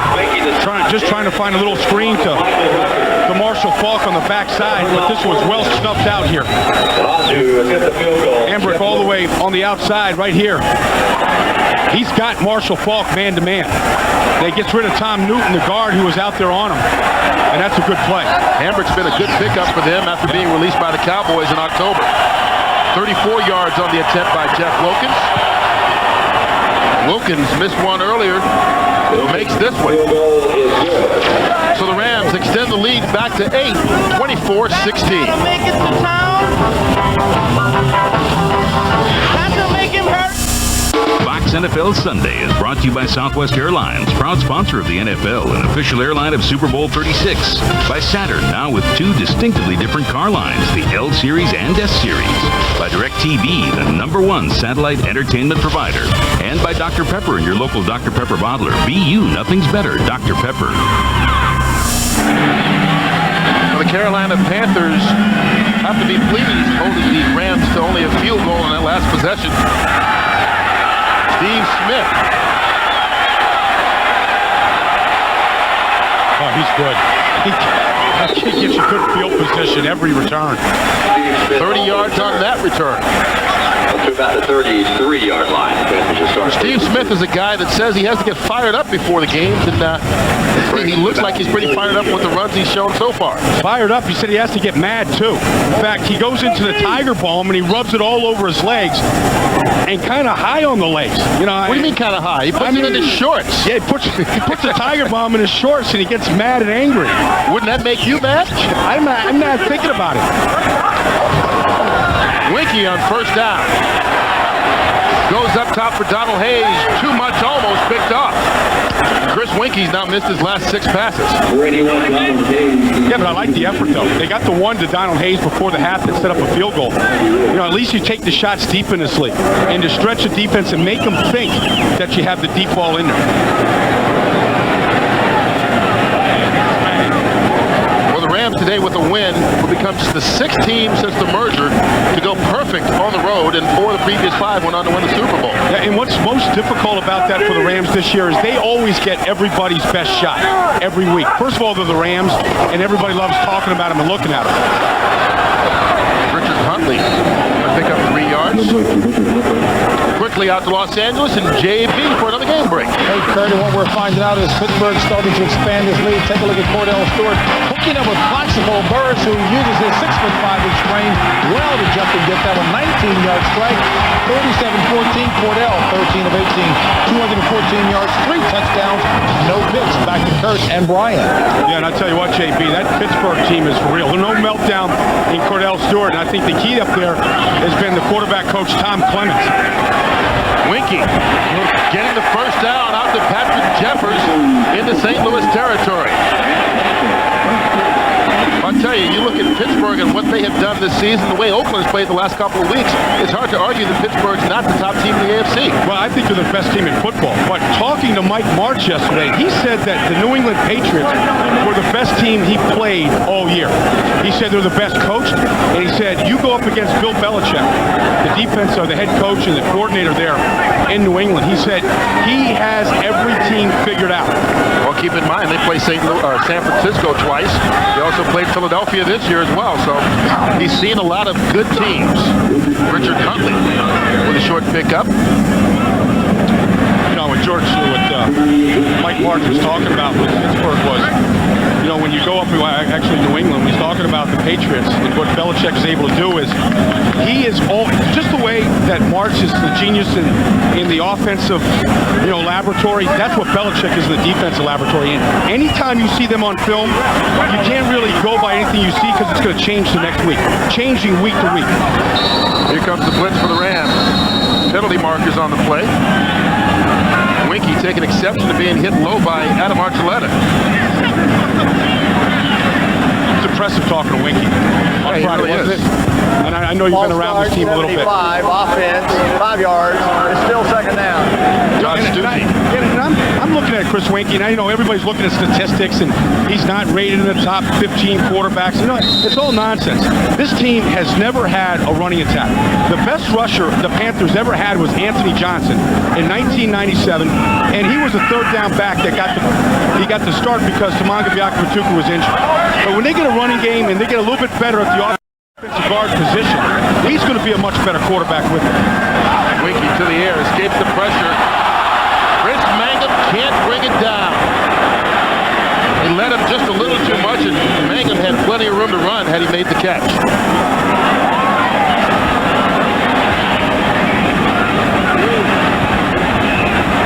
Get back to the rushing. You were talking about Anthony Johnson. And well, you know, really, that's what they need. Well, you look at the backup rushers in this league. I mean, Sean Alexander was the backup to Ricky Waters and trunk candidate to Marsh Wilkes. The backup rushers in this league have stepped up.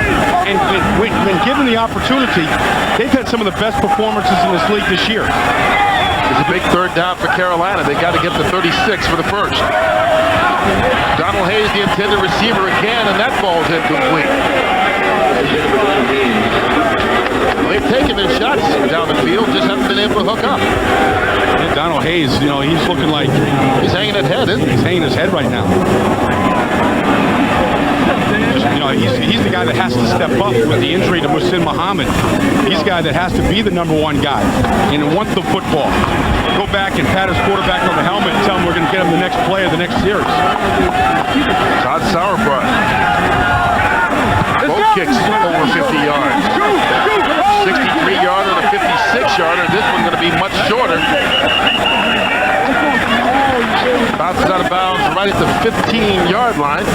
Officially a 34-yard kick. So delighted. 4:50 left to play. Sunday, another full day of NFL action, beginning with the Fox pregame show, the Undisputed Champ. And Randy Moss and the Vikings try to stop Brett Favre and those Green Bay Packers as they fight for the NFC Central title. Plus, Michael Strahan and the New York Football Giants look to stop Donovan McNabb and the Eagles. Other regional action coverage begins at noon Eastern, 9 Pacific, only on Fox. Rams with their worst starting field position of the day, handed off to Marshall Faulk, who gets the yard to the 16. Just looking down at that Carolina defense, I'm watching Dan Morgan here today. He got his first career interception.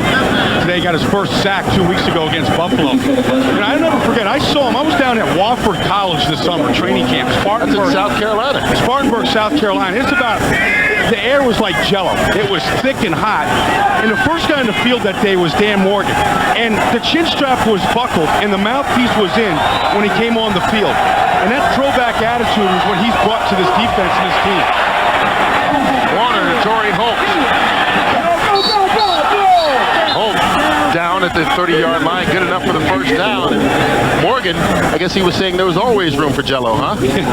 Well, you know, he played down at Miami, and he said that, you know, the big game when you're at Miami was Florida State. He said, looking at this Rams offense, this is the best offense he's seen on film. He missed the first opportunity against the Rams out with that broken leg that he was just healing from. I saw where somebody asked him what his body fat was, and all he did was lift up his shirt. That's all you need. Yeah, he just saw a washboard there. Hey, when people ask me mine, I lift up my shirt too, but I saw the different end of the spectrum.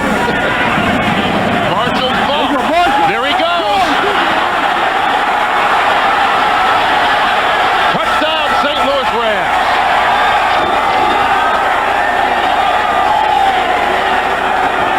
That's what they've been able to prevent all day. That Carolina defense was the big play. had his best game of the year against this Panther defense 6 weeks ago. Got there in a hurry. Well, he scored from 71 yards out on the third play of their previous meeting.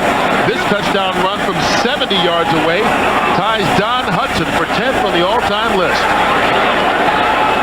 Smooth. Broke a number of tackles to get that distance. The two longest runs of his career, 71 and 70, each this year against Carolina. So Jeff Wilkins gets the extra point. This game where Carolina hung in there, suddenly the Rams started to separate. Well, here's Morgan. He's going to be running right at him here. He gets picked by James Hodgins, can't get his hands on him, and then the number of broken tackles. You know, and that's just what the Panthers have done during this 12-game losing streak. They can kind of tease you. They can get into a football game. The eyes of the linebacker Morgan here. He reads the play right. He's in position. That's just a great block by James Hodgins. And it was a good block by the guard Adam Timmerman coming around as well. Here's Timmerman, 62. He gets the log. And then the rest is just Falk. Little stiff arm. You know, and any doubt about Marshall Falk slowing down, forget it. Now, he said that, you know, Mondays don't feel quite the same as they used to. That's what happens you get older. Sore. Well, Falk goes over the 1,000-yard mark for the season with the 70-yard run. And this will be the second year in a row that they've had two receivers and Marshall Falk, the running back. All three go over 1,000 yards. Well, Marshall Falk should have a smile when he plays the Panthers. These are his two best games this season. Not only productive with yards, but he's scoring touchdowns as well. A lot of backs go that distance, you know, they got to go for the oxygen, you know. Barely breathing heavy. Yeah. Recovers fast. Jeff Wilkins to kick it off to Steve Smith from the 2.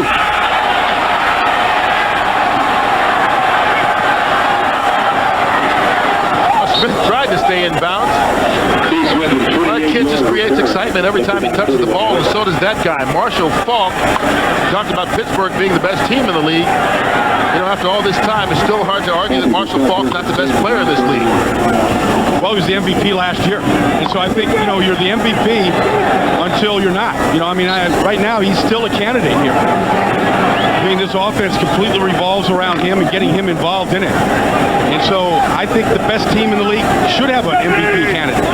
Well, there's probably in Pittsburgh, Cordell Stewart. Oh, Winky got a man open, completes it to Isaac Bird. Bird picks up just enough for the first down. 11 yards on the play. Just watching Chris Winky there, you know, he didn't have a good series the last time. He's able to put that back out of his mind. And I think a big part of him was just his maturity level, the fact he played 4 years at Florida State. He's come back from a huge injury. He broke his neck in 1998, you know, in Tallahassee at Florida State. Came back the next year, though, and was able to put that behind him. He's had setbacks throughout his life, and he's able to bounce back from. Nice play action fake. And he goes up top. Donald Hayes, the intended receiver, too high. And that's incomplete. You talk about the experience of Florida State. Lovie Smith, the defensive coordinator for the Rams, talked about how much he as a coach loves Florida State players. Well, they're used to playing in the limelight. They play in a lot of big games. They played for the national championship. So at that level, you know, the highest level before you get to the pros, they've all been there. And they've seen it. They've seen the big stadiums and the bright lights. Winky was upset last week because they never sent his Heisman Trophy ballot that he could vote on. Kind of forgot about it. 2nd and 10, Richard Huntley through the seam into Ram territory. Ball came out once he was down. Kim Herring with the tackle. See more teams in this league pitch the football. A couple years ago, you never saw anybody toss it. But now you're doing it because so many teams are playing with defensive backs, 5 and 6 and 7 defensive backs, that if you can get to the outside, like the way they do with Jamar Nesbitt, 63 gets out there, you know, on the linebacker. See saw the Rams chasing Richard Huntley there in pursuit. That's a good sign if you're a Panther fan and a running back of the Panthers. Picked up 15 yards on that run. There's another pitch. Yeah, they give him another shot. Tries to go the same way, but this time the Rams sniff it out. Stopped right at the line of scrimmage. Grant Whisper. So the thing about the pitches is that you've got to stay with it. You can't stop there because you got pursuit coming from the backside. That time, Whisper chasing him down. Now, looking at these scores, you see Tampa Bay all over New Orleans 33-7 at this point. We talked about that being an elimination game. The Giants could be eliminated for all intents and purposes if they lose that game to Seattle today as well.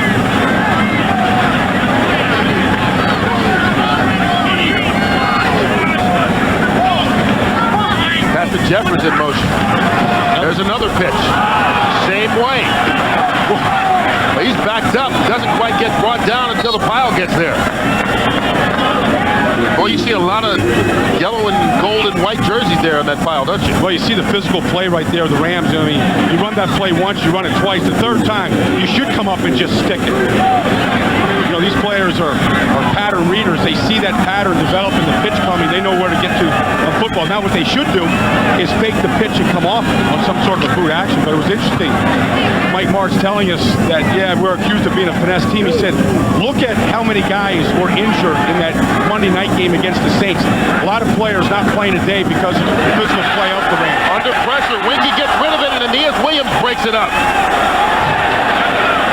Boy, that was a nice play on the front and back for that defensive St. Louis.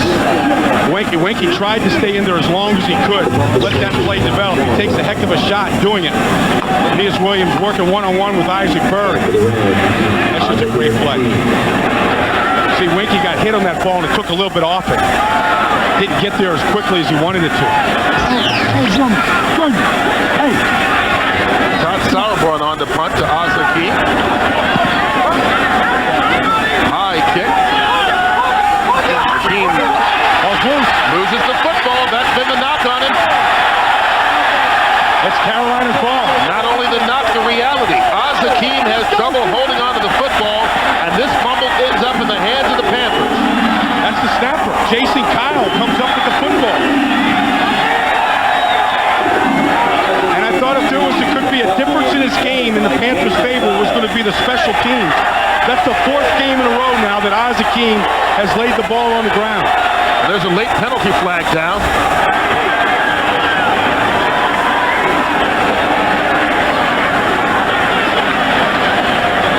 Carolina recovered a fumble of a personal foul after the play is over. 25 of the defense. First down. Robert Holcomb called for the personal foul, half the distance to the goal, but Hakeem really the culprit here. Well, look at, you see Gerard Cooper's behind him. He felt those footsteps, but he let the ball hit his body. Never caught the ball clean. And look at the Panthers trying to dig out the ball, trying to dig out a win. You get 6 Panthers descending on that football, not one Ram in the sight. And now in the red zone once again. From the 5-yard line. No touchdowns in 3 red zone possessions today for Carolina. But Richard Huntley fights it with the second effort, gets into the end zone.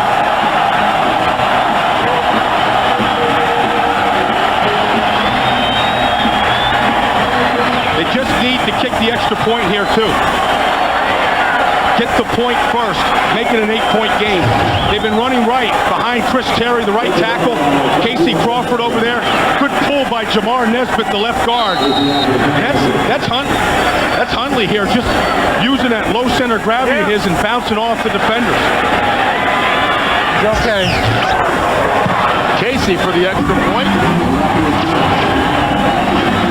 Carolina back to within a touchdown and a 2-point conversion. Here at the end of the third quarter, 5 seconds left, it's 31-23. Richard Huntley, look at the difference in his running game today. 67 yards, which ties his Carolina Panther high. This being his first season as a free agent from the Pittsburgh Steelers. Well, I think what's impressive is just the 17 rushing attempts. That means that they've been hanging on to the football, and they have. Well, the Carolina Panthers have been holding on to it, taking advantage of the turnovers. The Rams haven't. They've turned it over 3 times. touchdowns and a field goal off. This guy, Trunk Kennedy, isn't the most sure-handed returner either for the Rams. Catches it in the basket. Charges forward. Good field position out to the 39-yard line. That's the final play of the third quarter. Hey, the Rams on top, 31-23. Carolina, NASCAR country, Rams have their own speed racer. The demon and he's gonna chase him after sun. He's gaining on you, so you better look alive. He's busy revving up the powerful Mach 5. And when the odds are against him and they're Well, the difference in this ball game really came right before halftime. Carolina doesn't get the field goal. Botch snap. Rams pick it up and score. That's 3 they don't get and 7 that St. Louis does. 10-point swing, and Carolina's down by 8 to start the fourth. Rams begin at the 39-yard line. The old double screen. Marshall Faulk takes it with a couple of blockers, and there he goes again. Start, stop, change direction, stop, start again. Marshall Faulk just keeps going for 30. See, I said the double screen where you fake the screen left and you get everybody to bite on that, and then you come back and you screen it right. Almost 200 yards total here for Faulk. A lot like the last time you saw the Panthers. Watch him here. They're going to fake it here and watch these guys start to bite, and then they're going to screen it back away. So you get Andy McCullum out there, the center, Adam Timmerman. And you can't have the #1 offense in football without having a great offensive line. To the Carolina 32. Faulk comes right back. 4-yard gain on the play. Dan Morgan with the tackle. And that puts Marshall Faulk exactly at the 200-yard mark today, total offense. There's Tom Newton. Look at the back of his jersey here. You know, his name is Newton, right? And he's got an umlaut on the back of there. That's German, right? See those two little squares above the U? It changes the name from Newton, like Isaac Newton, okay? And if you don't have those umlauts in German, it means nothing. And it's a bad word. And it's the same word that the defensive linemen call him if he doesn't have those umlauts there. As in nut and honey? Yeah, well, it's a bad word. Ricky Prohl. First down Rams, a pickup of 7. You know, we talk so much about the great players of Warner and Bruce and Faulk, and spend a lot of time talking about them, but none of that stuff gets to take place without what those guys do up front. It's interesting because not everybody can be a star on a football team. You have to have some guys that are just happy, you know, being a part of it and making it all happen. And you look at him, Andy McCullum was a guy that he played in the Arena League. He was a free agent. NFL Europe. Played in NFL Europe. Tom Newton went to NFL Europe. They all kind of like paid their dues along the way to get to where they are right now. And they're just lunch pail guys. You know, you sit there and you talk to them and they're not telling you about what they did last week or how much money they had. They don't talk about any of that stuff. You know, they talk about the fact that, you know, we like to run the football, but we like throwing the ball because it allows us to think, and it's a thinking man's game up front. Rams taking the timeout. 12:47 to play here in regulation. Fox NFL Sunday is brought to you by Energizer. Do you have the bunny inside? By Norelco for an unexpectedly close shave guarantee. Put it to the test. By Lord of the Rings, now playing rated PG-13. And by 989 Sports, only on PlayStation and PlayStation 2. Yeah, during the timeout, take a look at the offensive line. In discussion here amongst each other, talking about techniques and what they saw and what they're going to do and how they're going to handle things. It's a thinking man's game up front. And Ryan Tucker, the right tackle, told us he likes it because they have options. And speaking of options, Marshall Faulk throws to the end zone, and it's too much for Jeff Robinson. Boy, went all the way into the fourth quarter without the Rams using a deceptive play all day. You know, those deceptive plays, a lot of people think, you know, you've seen some of them, they look kind of fancy. Why do they have to resort to that? Mike Marsh believes that you need to have a package of these kind of plays to handle the run support of defense. So defenses get into a habit of just flying up to the field to stop the run. And if you have something that makes them think before they come up and stop the run, then it's effective. Faulk in motion out of the backfield. Kurt Warner, nowhere to run, and there's penalty flags. Al Lucas wrapped him up, and there's holding on the Rams.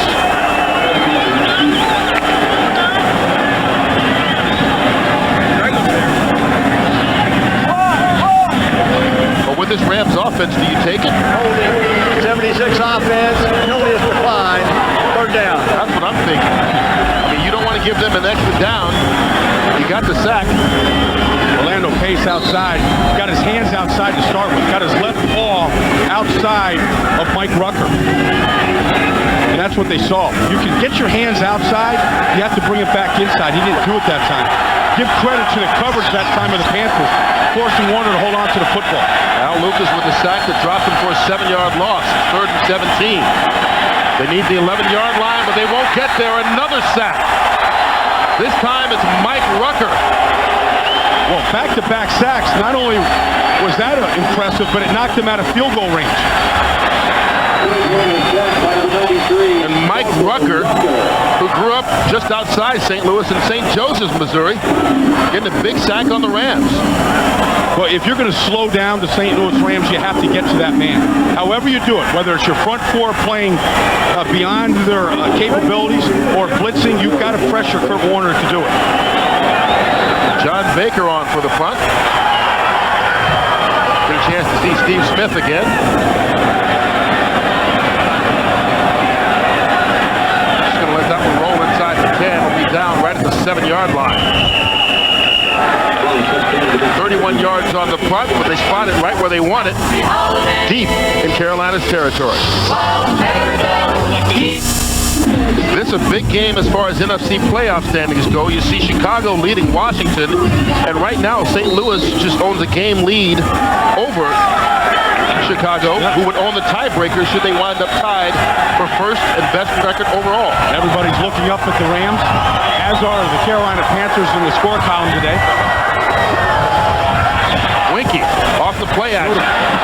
Too much for Chris Mangum.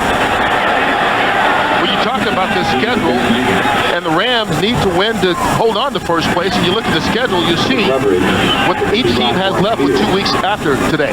Well, they have 2 home games remaining, so they're going to be right there inside their dome, comfortable. San Francisco got to go on the road to Dallas, and 2 road games to finish up the season. It's not going to be easy. And then you see what Chicago has left.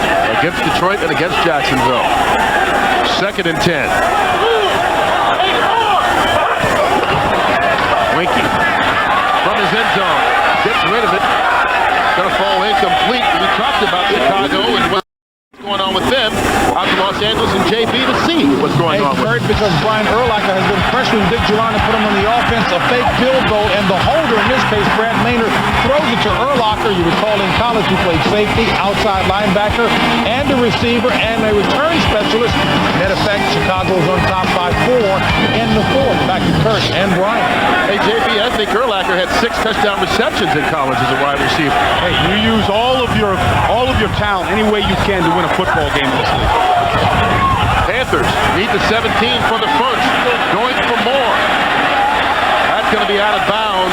Dexter McCleon can't handle it. Well, they went after Jeremitrius Butler, who's in there for Aeneas Williams, whose thigh tightened up, who was hurt on Monday night. And so he was in there for him. They've taken Oz Hakeem off the punt return now. They're putting Dre Bly back there, and it's going to be an issue for this football team. As much as Mike Lawrence likes Oz Hakeem, 4 fumbles in 4 games is too much. 4 in 4 games, 8 on the season.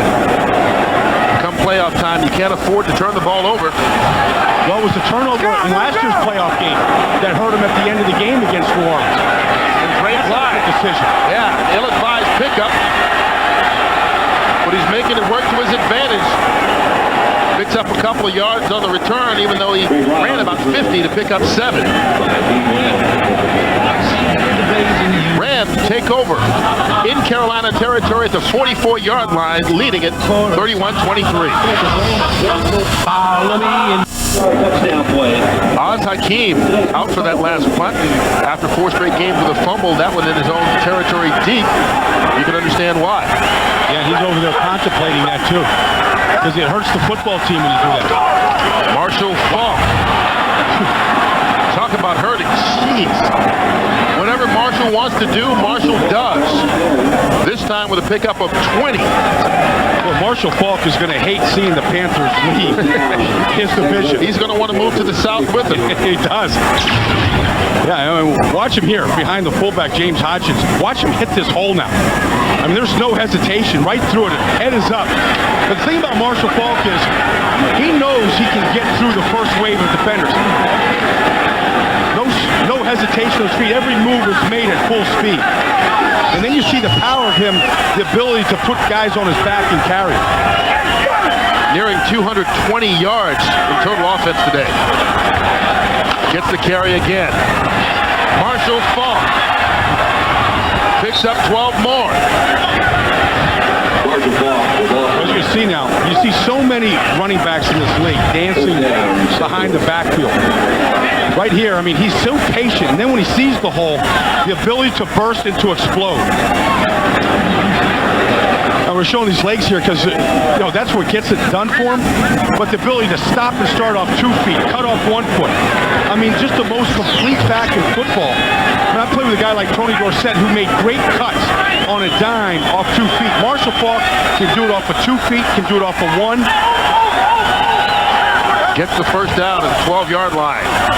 Marshall Faulk gets the carry again, spins his way down inside the 5. Marshall Faulk with 8 more yards on the run, and he earns it, boy, doesn't he? Inside, outside, doesn't matter.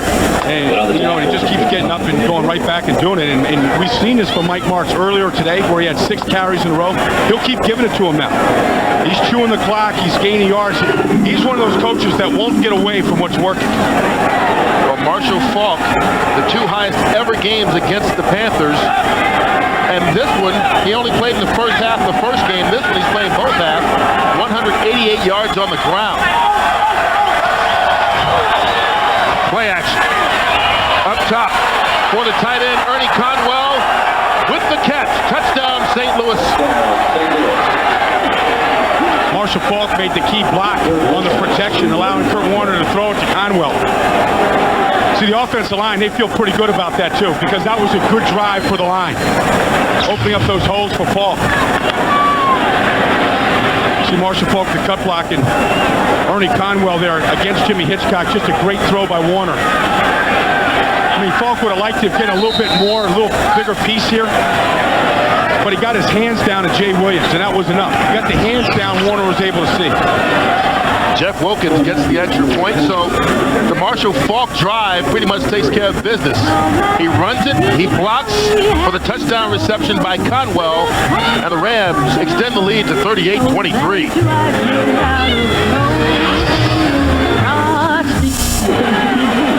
Ernie Conwell gets the touchdown, but it was really Marshall Faulk the difference on that drive. 3 carries, 40 yards. Trying to kick the ball away from Steve Smith here. And it's a short one picked up by Chris Hetherington. Going back to that drive. Faulk wants to go to television when he's done. He wants to be an analyst. He has a show in St. Louis now. I wonder how he would analyze this draw right here. How he was able to get through the hole. And keep his head up and then lower the head to be able to ram them, the Panthers like that. Then the patience to get outside. Whatever he's doing, though, he's getting upfield. Whether he starts horizontal and then cuts it upfield, or whether he takes that hole right away, he's getting up the field full speed, making his cuts full speed on the move. Forget the show. A couple more days like this, he'll have his own network. Yeah. Brad Hoover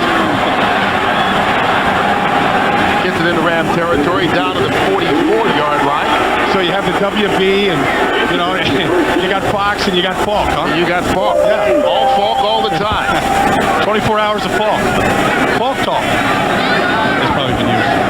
Well, at least you didn't pull out the Marshall plan. I was waiting for that. Chalk talk with Marshall Faulk. I got it. There you go. Patrick Jeffers with the completion.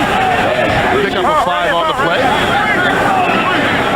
Jeffers getting involved in the offense. We talked about only 3 receptions coming into today. Yeah, and the Panthers are going to a hurry-up offense. Winky calling the plays at the line of scrimmage. For a young quarterback, it's good to get into a rhythm in this hurry-up offense. Defense has to get set quickly. Another quick pass. Yeah. It's just a rhythm here. It's a rhythm. You can see Winky looks comfortable doing it. He's calling the plays himself right now. Plays that he likes. Tight end Chris Mangum gets the first down to the 31. And this rhythm does seem to be working in Carolina's favor. this time, though. Ball start, 75 offense, 5 yards, still first down. That's on the left tackle, Koch Ducey. His second penalty of the day in what has really been a penalty-free game. And it's a good sign, you know, the fact that the Panthers losing 12 games in a row. Normally, you're a heavily penalized team, but they really haven't committed many of those today. I mean, the difference in this game really was the field goal that they had a chance for at the end of the first half. And, you know, it was a bad hold, and St. Louis ended up scoring on it. So it backs him up to the 36-yard line. It's a good matchup down here. Patrick Jeffers working on the rookie, Jeremy Butler. And they go right at it. Jeffers with his 5th catch of the day. Going to be close to the first down. Yeah, well, this is it. I mean, Jeffers is a big target at 6'5". Jeremy Butler playing outside technique. It's wide open inside. And it's still open. Winky with a pump fake. Going for Jeffers. Batted in the air. Incomplete. See, I like that. Kind of hand fighting with Jeremy Butler. Yeah, this game is about matchups. And if you've got a mismatch, at least one that you perceive to be one, you got to go to it. Patrick Jeffers still coming back from a horrendous knee surgery. Little double moves. That's where he needs to get a little bit better. Coming out of his breaks, he needs to burst out of that break a little bit more. And he will as that knee gets stronger.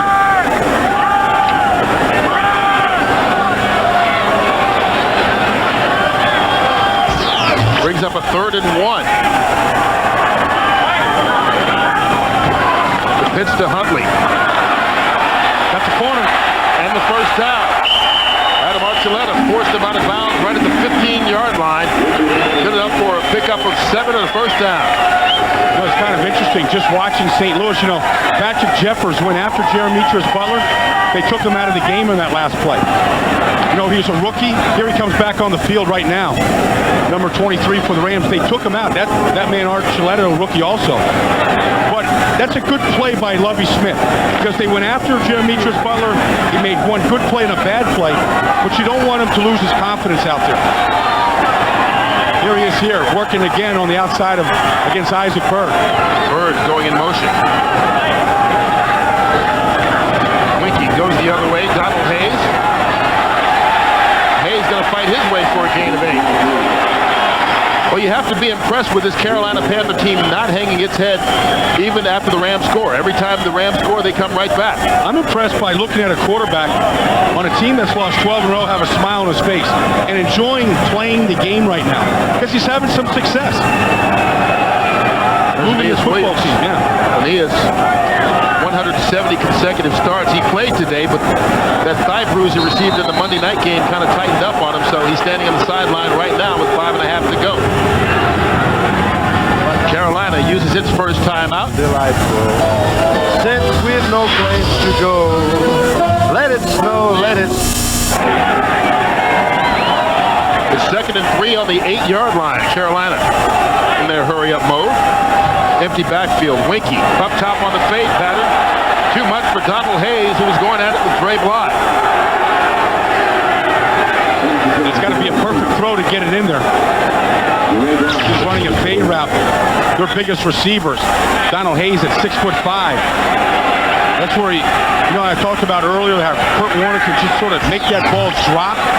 That's a throw that Winky will work on this offseason. He'll allow that ball to kind of just drop, where it loses all its speed and it just falls right into the receiver's hands. Carolina can get a first down if they get it to the 5.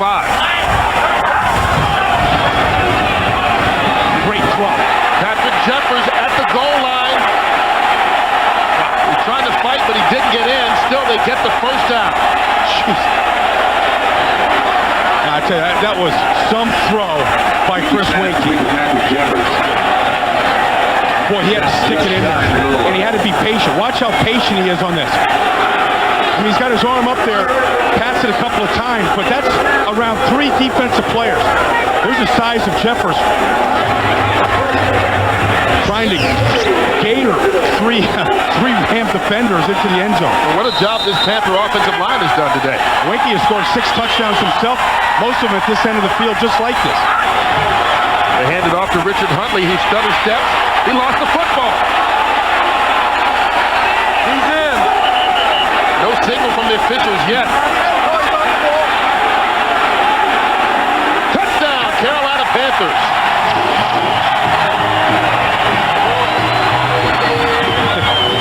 Richard Huntley hobbling. I believe it's going to be ruled a fumble and recovery in the end zone by Casey Crawford.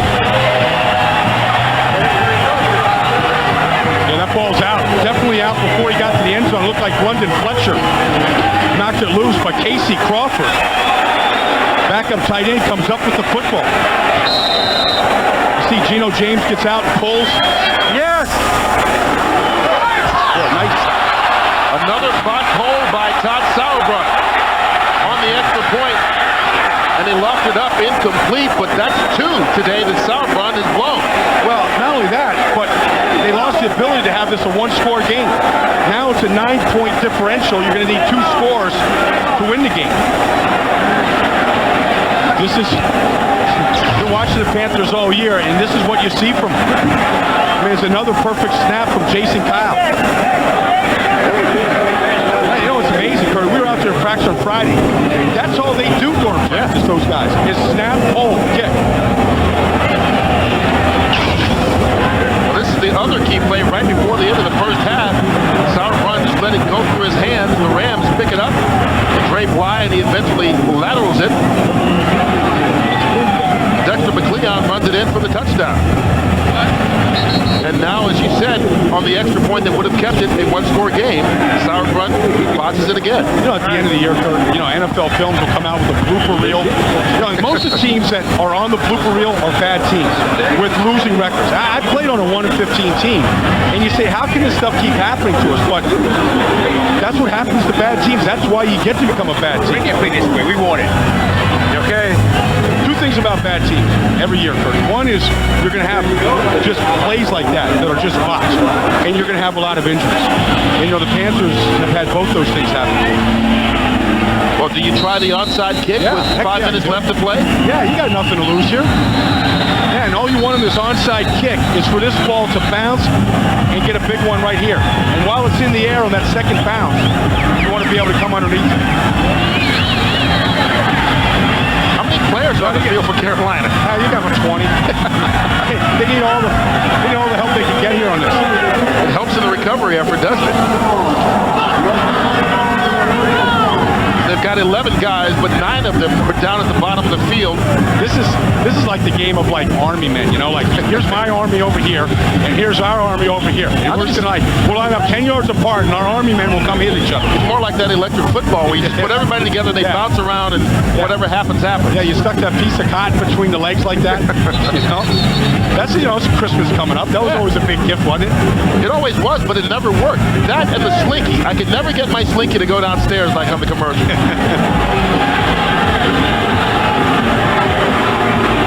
Now the question is, as they go for this onside kick, now see, here's the one option you have. Exactly. To kick this, you can't line the ball up. The ball won't stay on the tee. It's a bad day for Todd Sauerbrunn when he's not punting. It is. Hey, watch them out now. He's definitely going this way. There's the bounce. And it's loose. The Rams had a chance to recover it, but Carolina does. They got that bounce, Kurt. Now they've changed and said it's the Rams' ball. Okay. All right. They fooled me. Well, you saw the back judge point in the direction of the Carolina Panthers. That's Jim Howie. It's the hardest play in football to officiate because of all the Army men in front of each other like this. There's a big bounce. Get about a 10 on that bounce. Draped was high. Went up as high as the ball. Like it came off a springboard. I don't know how you officiate any of that stuff in there. I don't know how you know who has the ball. How did Mike March know on the other sideline he's enough to come out screaming that they pointed the wrong direction? Because he's a genius. That's what happens when you're a genius. Yeah. Your eyesight's improved. Well, he's a creative genius. I think Mike March may have had the recovery as far out as he is. Yeah, he had to be restrained. Rams take over at the 41. There's Marshall. But Falk won't go out of bounds either. He'll stay in bounds and make sure he runs the clock. We got to get the ball there. Smart football player, and you know what? This team is really full of smart football players, and I think that's one thing that maybe the Rams don't get the credit for is how intelligent you have to be in this offense with so many plays and so many formations and all that. It's a thinking man's game, Kurt. And you know, that's what Ricky Cole was telling us yesterday. You know, how much fun it is to be around guys that, you know, are always thinking about the game. You know, Ryan Tucker said it's a thinking man's game up front for the offensive line. He likes that aspect of it. But you can't run this style of offense with 237 different formations and not be studying and thinking. Marshall Faulk on 2nd and 6 with a move. Picks up 5 yards on the play.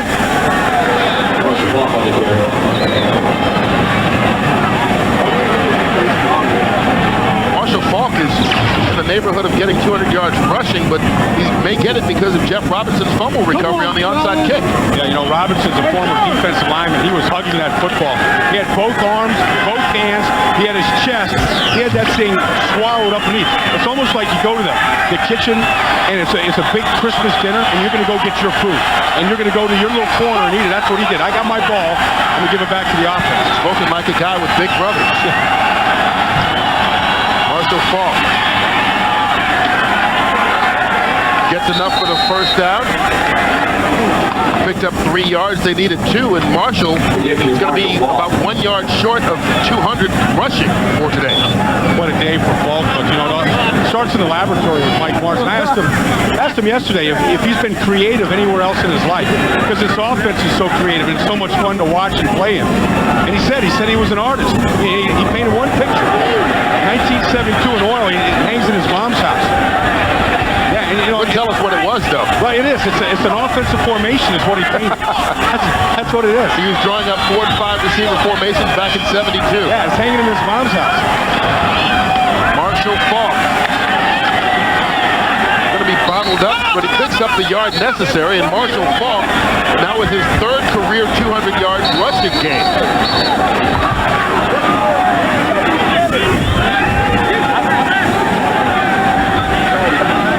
Marshall Faulk, you can't say enough about this guy. 200 yards rushing, and on top of that, Marshall Faulk also with 51 yards receiving today. Talk all the fantasy football you want. This guy's the best fantasy in the league if he's on your team as an NFL personnel director. Yeah, well, I'm not a fantasy football geek, but you know, the fact is that you want him on your team. He's going to score big for you today. Carolina took the timeout here. Their second. 2:25 left to play. Well, on a day where Kurt Warner wasn't really on, you know, a couple of interceptions and the receivers didn't have big days, Marshall Faulk took it over. And for Isaac Bruce, you know, it's no big deal. They came here to get a job done. They wanted to win this game. Mike Martin said, if we win it 2-0, I don't care. We wanted to win the division. In order to do that, we have to keep winning. Rams don't win many games 2-0. No. Softball league in the springtime. There's Marshall Faulk. Uh-oh. Drop for a loss. It's back to 199. Carolina uses its final timeout. They'll also get one more at the 2-minute warning, of course.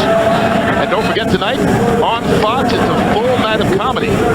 You know, it's my favorite day on Fox. Yeah, it is. You got football all day long. And then you got holiday episodes tonight of King of the Hill, followed by The Simpsons.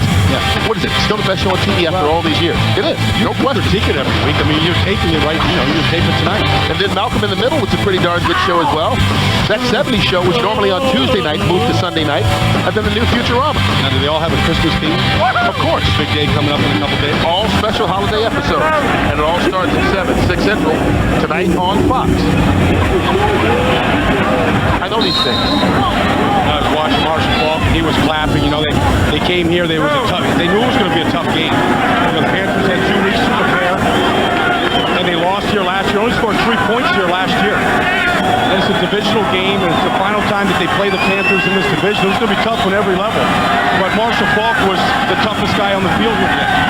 Well, that run gets them back over the 200-yard mark. And as you say, the important thing is the Rams with an opportunity to hold on to first place in the NFC and be the team that everyone else has to go through. Now, there's still 2 more weeks, but right now they have a 1-game lead. Well, that and, you know, they finished the season up undefeated on the road.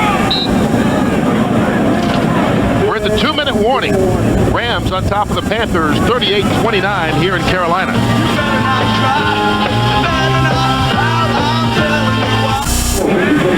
For the Rams on 4th down, going to try and extend the lead a little bit more. Jeff Wilkins, who made 1 of 2 today, on for the 45-yard attempt. Their holder is a wide receiver, Ricky Kroll. Panthers all trouble all day long with Todd Sauerbrunn as their holder. Clean. Wilkins gets it up, but he misses it. That's 2 today he's missed from 45 yards away. So the lead stays at 9 points, still 2 scores, but with 1:55 left and no timeout, Carolina going to take over with good field position. If you're a Ram fan, though, you got to be concerned about the special teams all the way around. They had a bad job of covering kicks all year long. You have a punt returner that can't hang on to the football. You have Wilkins here in great weather on the road on grass, missing some pretty easy field goals. I mean, it hasn't been a great performance by the special teams, which is 1/3 of the game. Carolina going to begin at the 35. Winky over the middle of the field, incomplete, intended for Chris Mangum, and they don't get the flag. Now they do. Yeah, you see who was covering him? That was delayed. Yeah, defensive tackle Brian Young was covering him on his own blitz.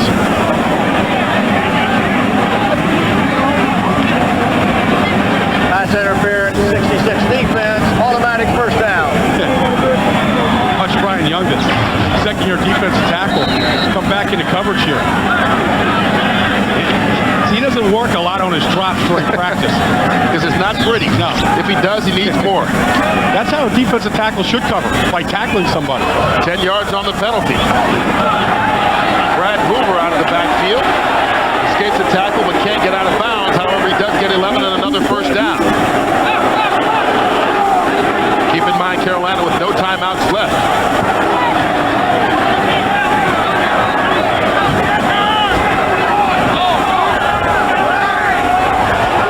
Still down here at the bottom.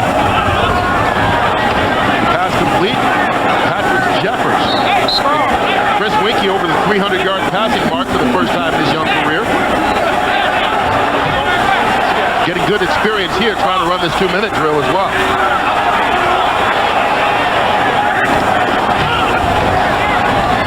Kind of double clutch and got it off. Casey Crawford. Look at the fight in Crawford. The fans a little bit upset that they're throwing the ball in the middle of the field and not getting out of bounds to stop the clock, I do believe, but they get the first down. Well, they're positioning themselves to get closer to the end zone to take a shot. That was just thrown out in the flat. And that's why he's been getting rid of the ball so quickly, because the pressure's been coming. So he's just taking what the defense gives him. And the next throw is going to be his 50th today. I'm not concerned about Winky's stats this year. He's shown me enough in his rookie year that he's going to be a good player for the future here, and you can build around him. And there was a ton of a backlash here in Carolina when they got rid of Steve Berline. Turned out to be a good move. Steve had an operation this year, hasn't played at all, and on injured reserve up in Denver. I think the move that was bad, though, was they didn't keep any veteran quarterbacks with him to start the season. Somebody to kind of show the kid the way. He gets rid of this. Incomplete, and they're probably lucky Brad Hoover didn't get it. But it shows you, he's a hard guy to bring down with the football because he is big and he's strong. Today's game being produced by Pete Macheska and directed by Michael Frank. The associate director is Barry Landis. The broadcast associate is Wayne Wilson. Technical producer Dan Ratate. The studio produced by Scott Ackerson and directed by Bob Levy. The associate director was Jennifer Love. Senior producer of Fox Sports is Bill Brown, and the executive producers, Ed Dorn and David Hill. And we certainly want to wish everyone a happy holiday from all of us here at Fox Sports. Merry Christmas to you, Kurt. Same to you, brother. New Year. Chris Winky to Donald Hayes, and it's picked off in the end zone. Jeremetrius Butler with the first interception of his career, the rookie out of Kansas State. That was a good effort. Good effort, good attempt here. Donald Hayes, a much bigger player. Look at the concentration of Butler. Never took his eyes off the ball. even with Hayes almost, I mean, Hayes just can't allow him to catch that football. I mean, that's the coaching point on that one. Grabbing him around the waist, his hands aren't there.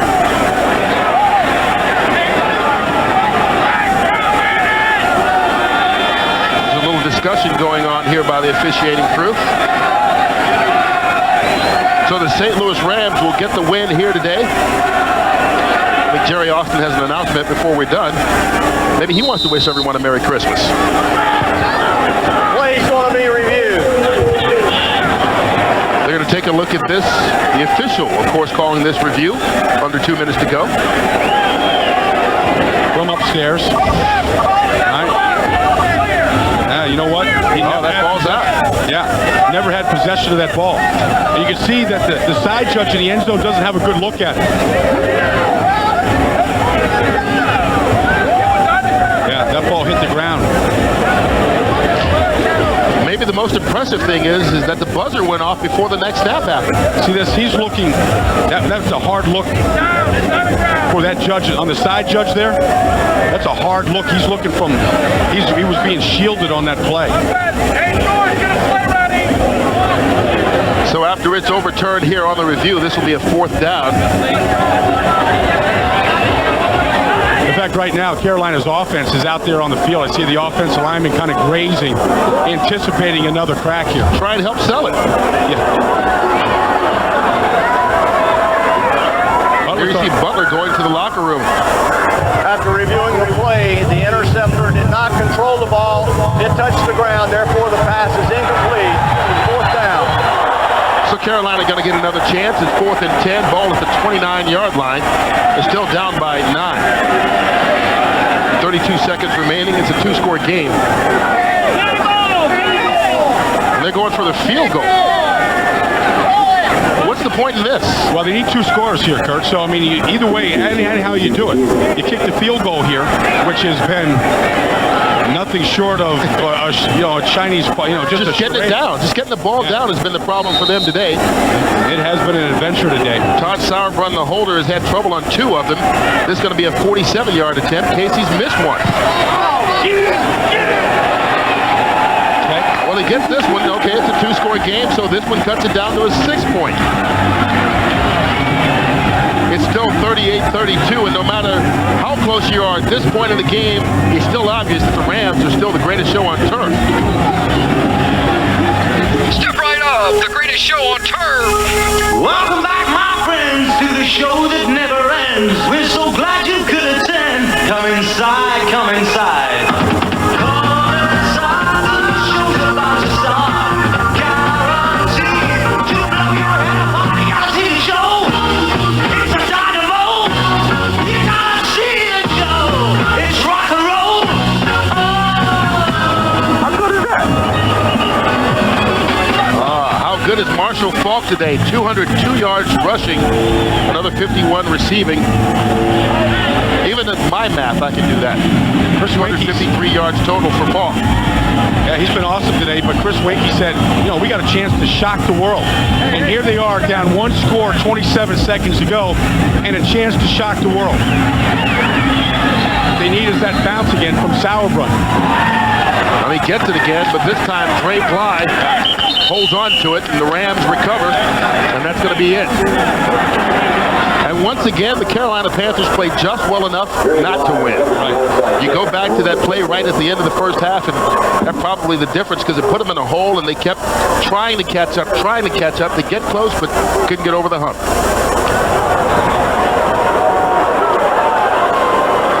So the Rams remain on top of the NFC West, hold on to that 1-game lead over the San Francisco Giants. Whoever winds up winning this division, whether it's the Rams or San Francisco, will have a first-round bye in the playoffs. The question is, will they have home field advantage? Right now, the Rams own home field advantage by 1 game over the Chicago Bears. And last we saw, Chicago was winning today to remain 1 game back, but Chicago owns the tiebreaker, so should they tie, then they would get the tiebreaker. But right now, St. Louis going to 12-2 on the year. The Carolina Panthers dropped their 13th straight to drop to 1-13, 38-32 the final.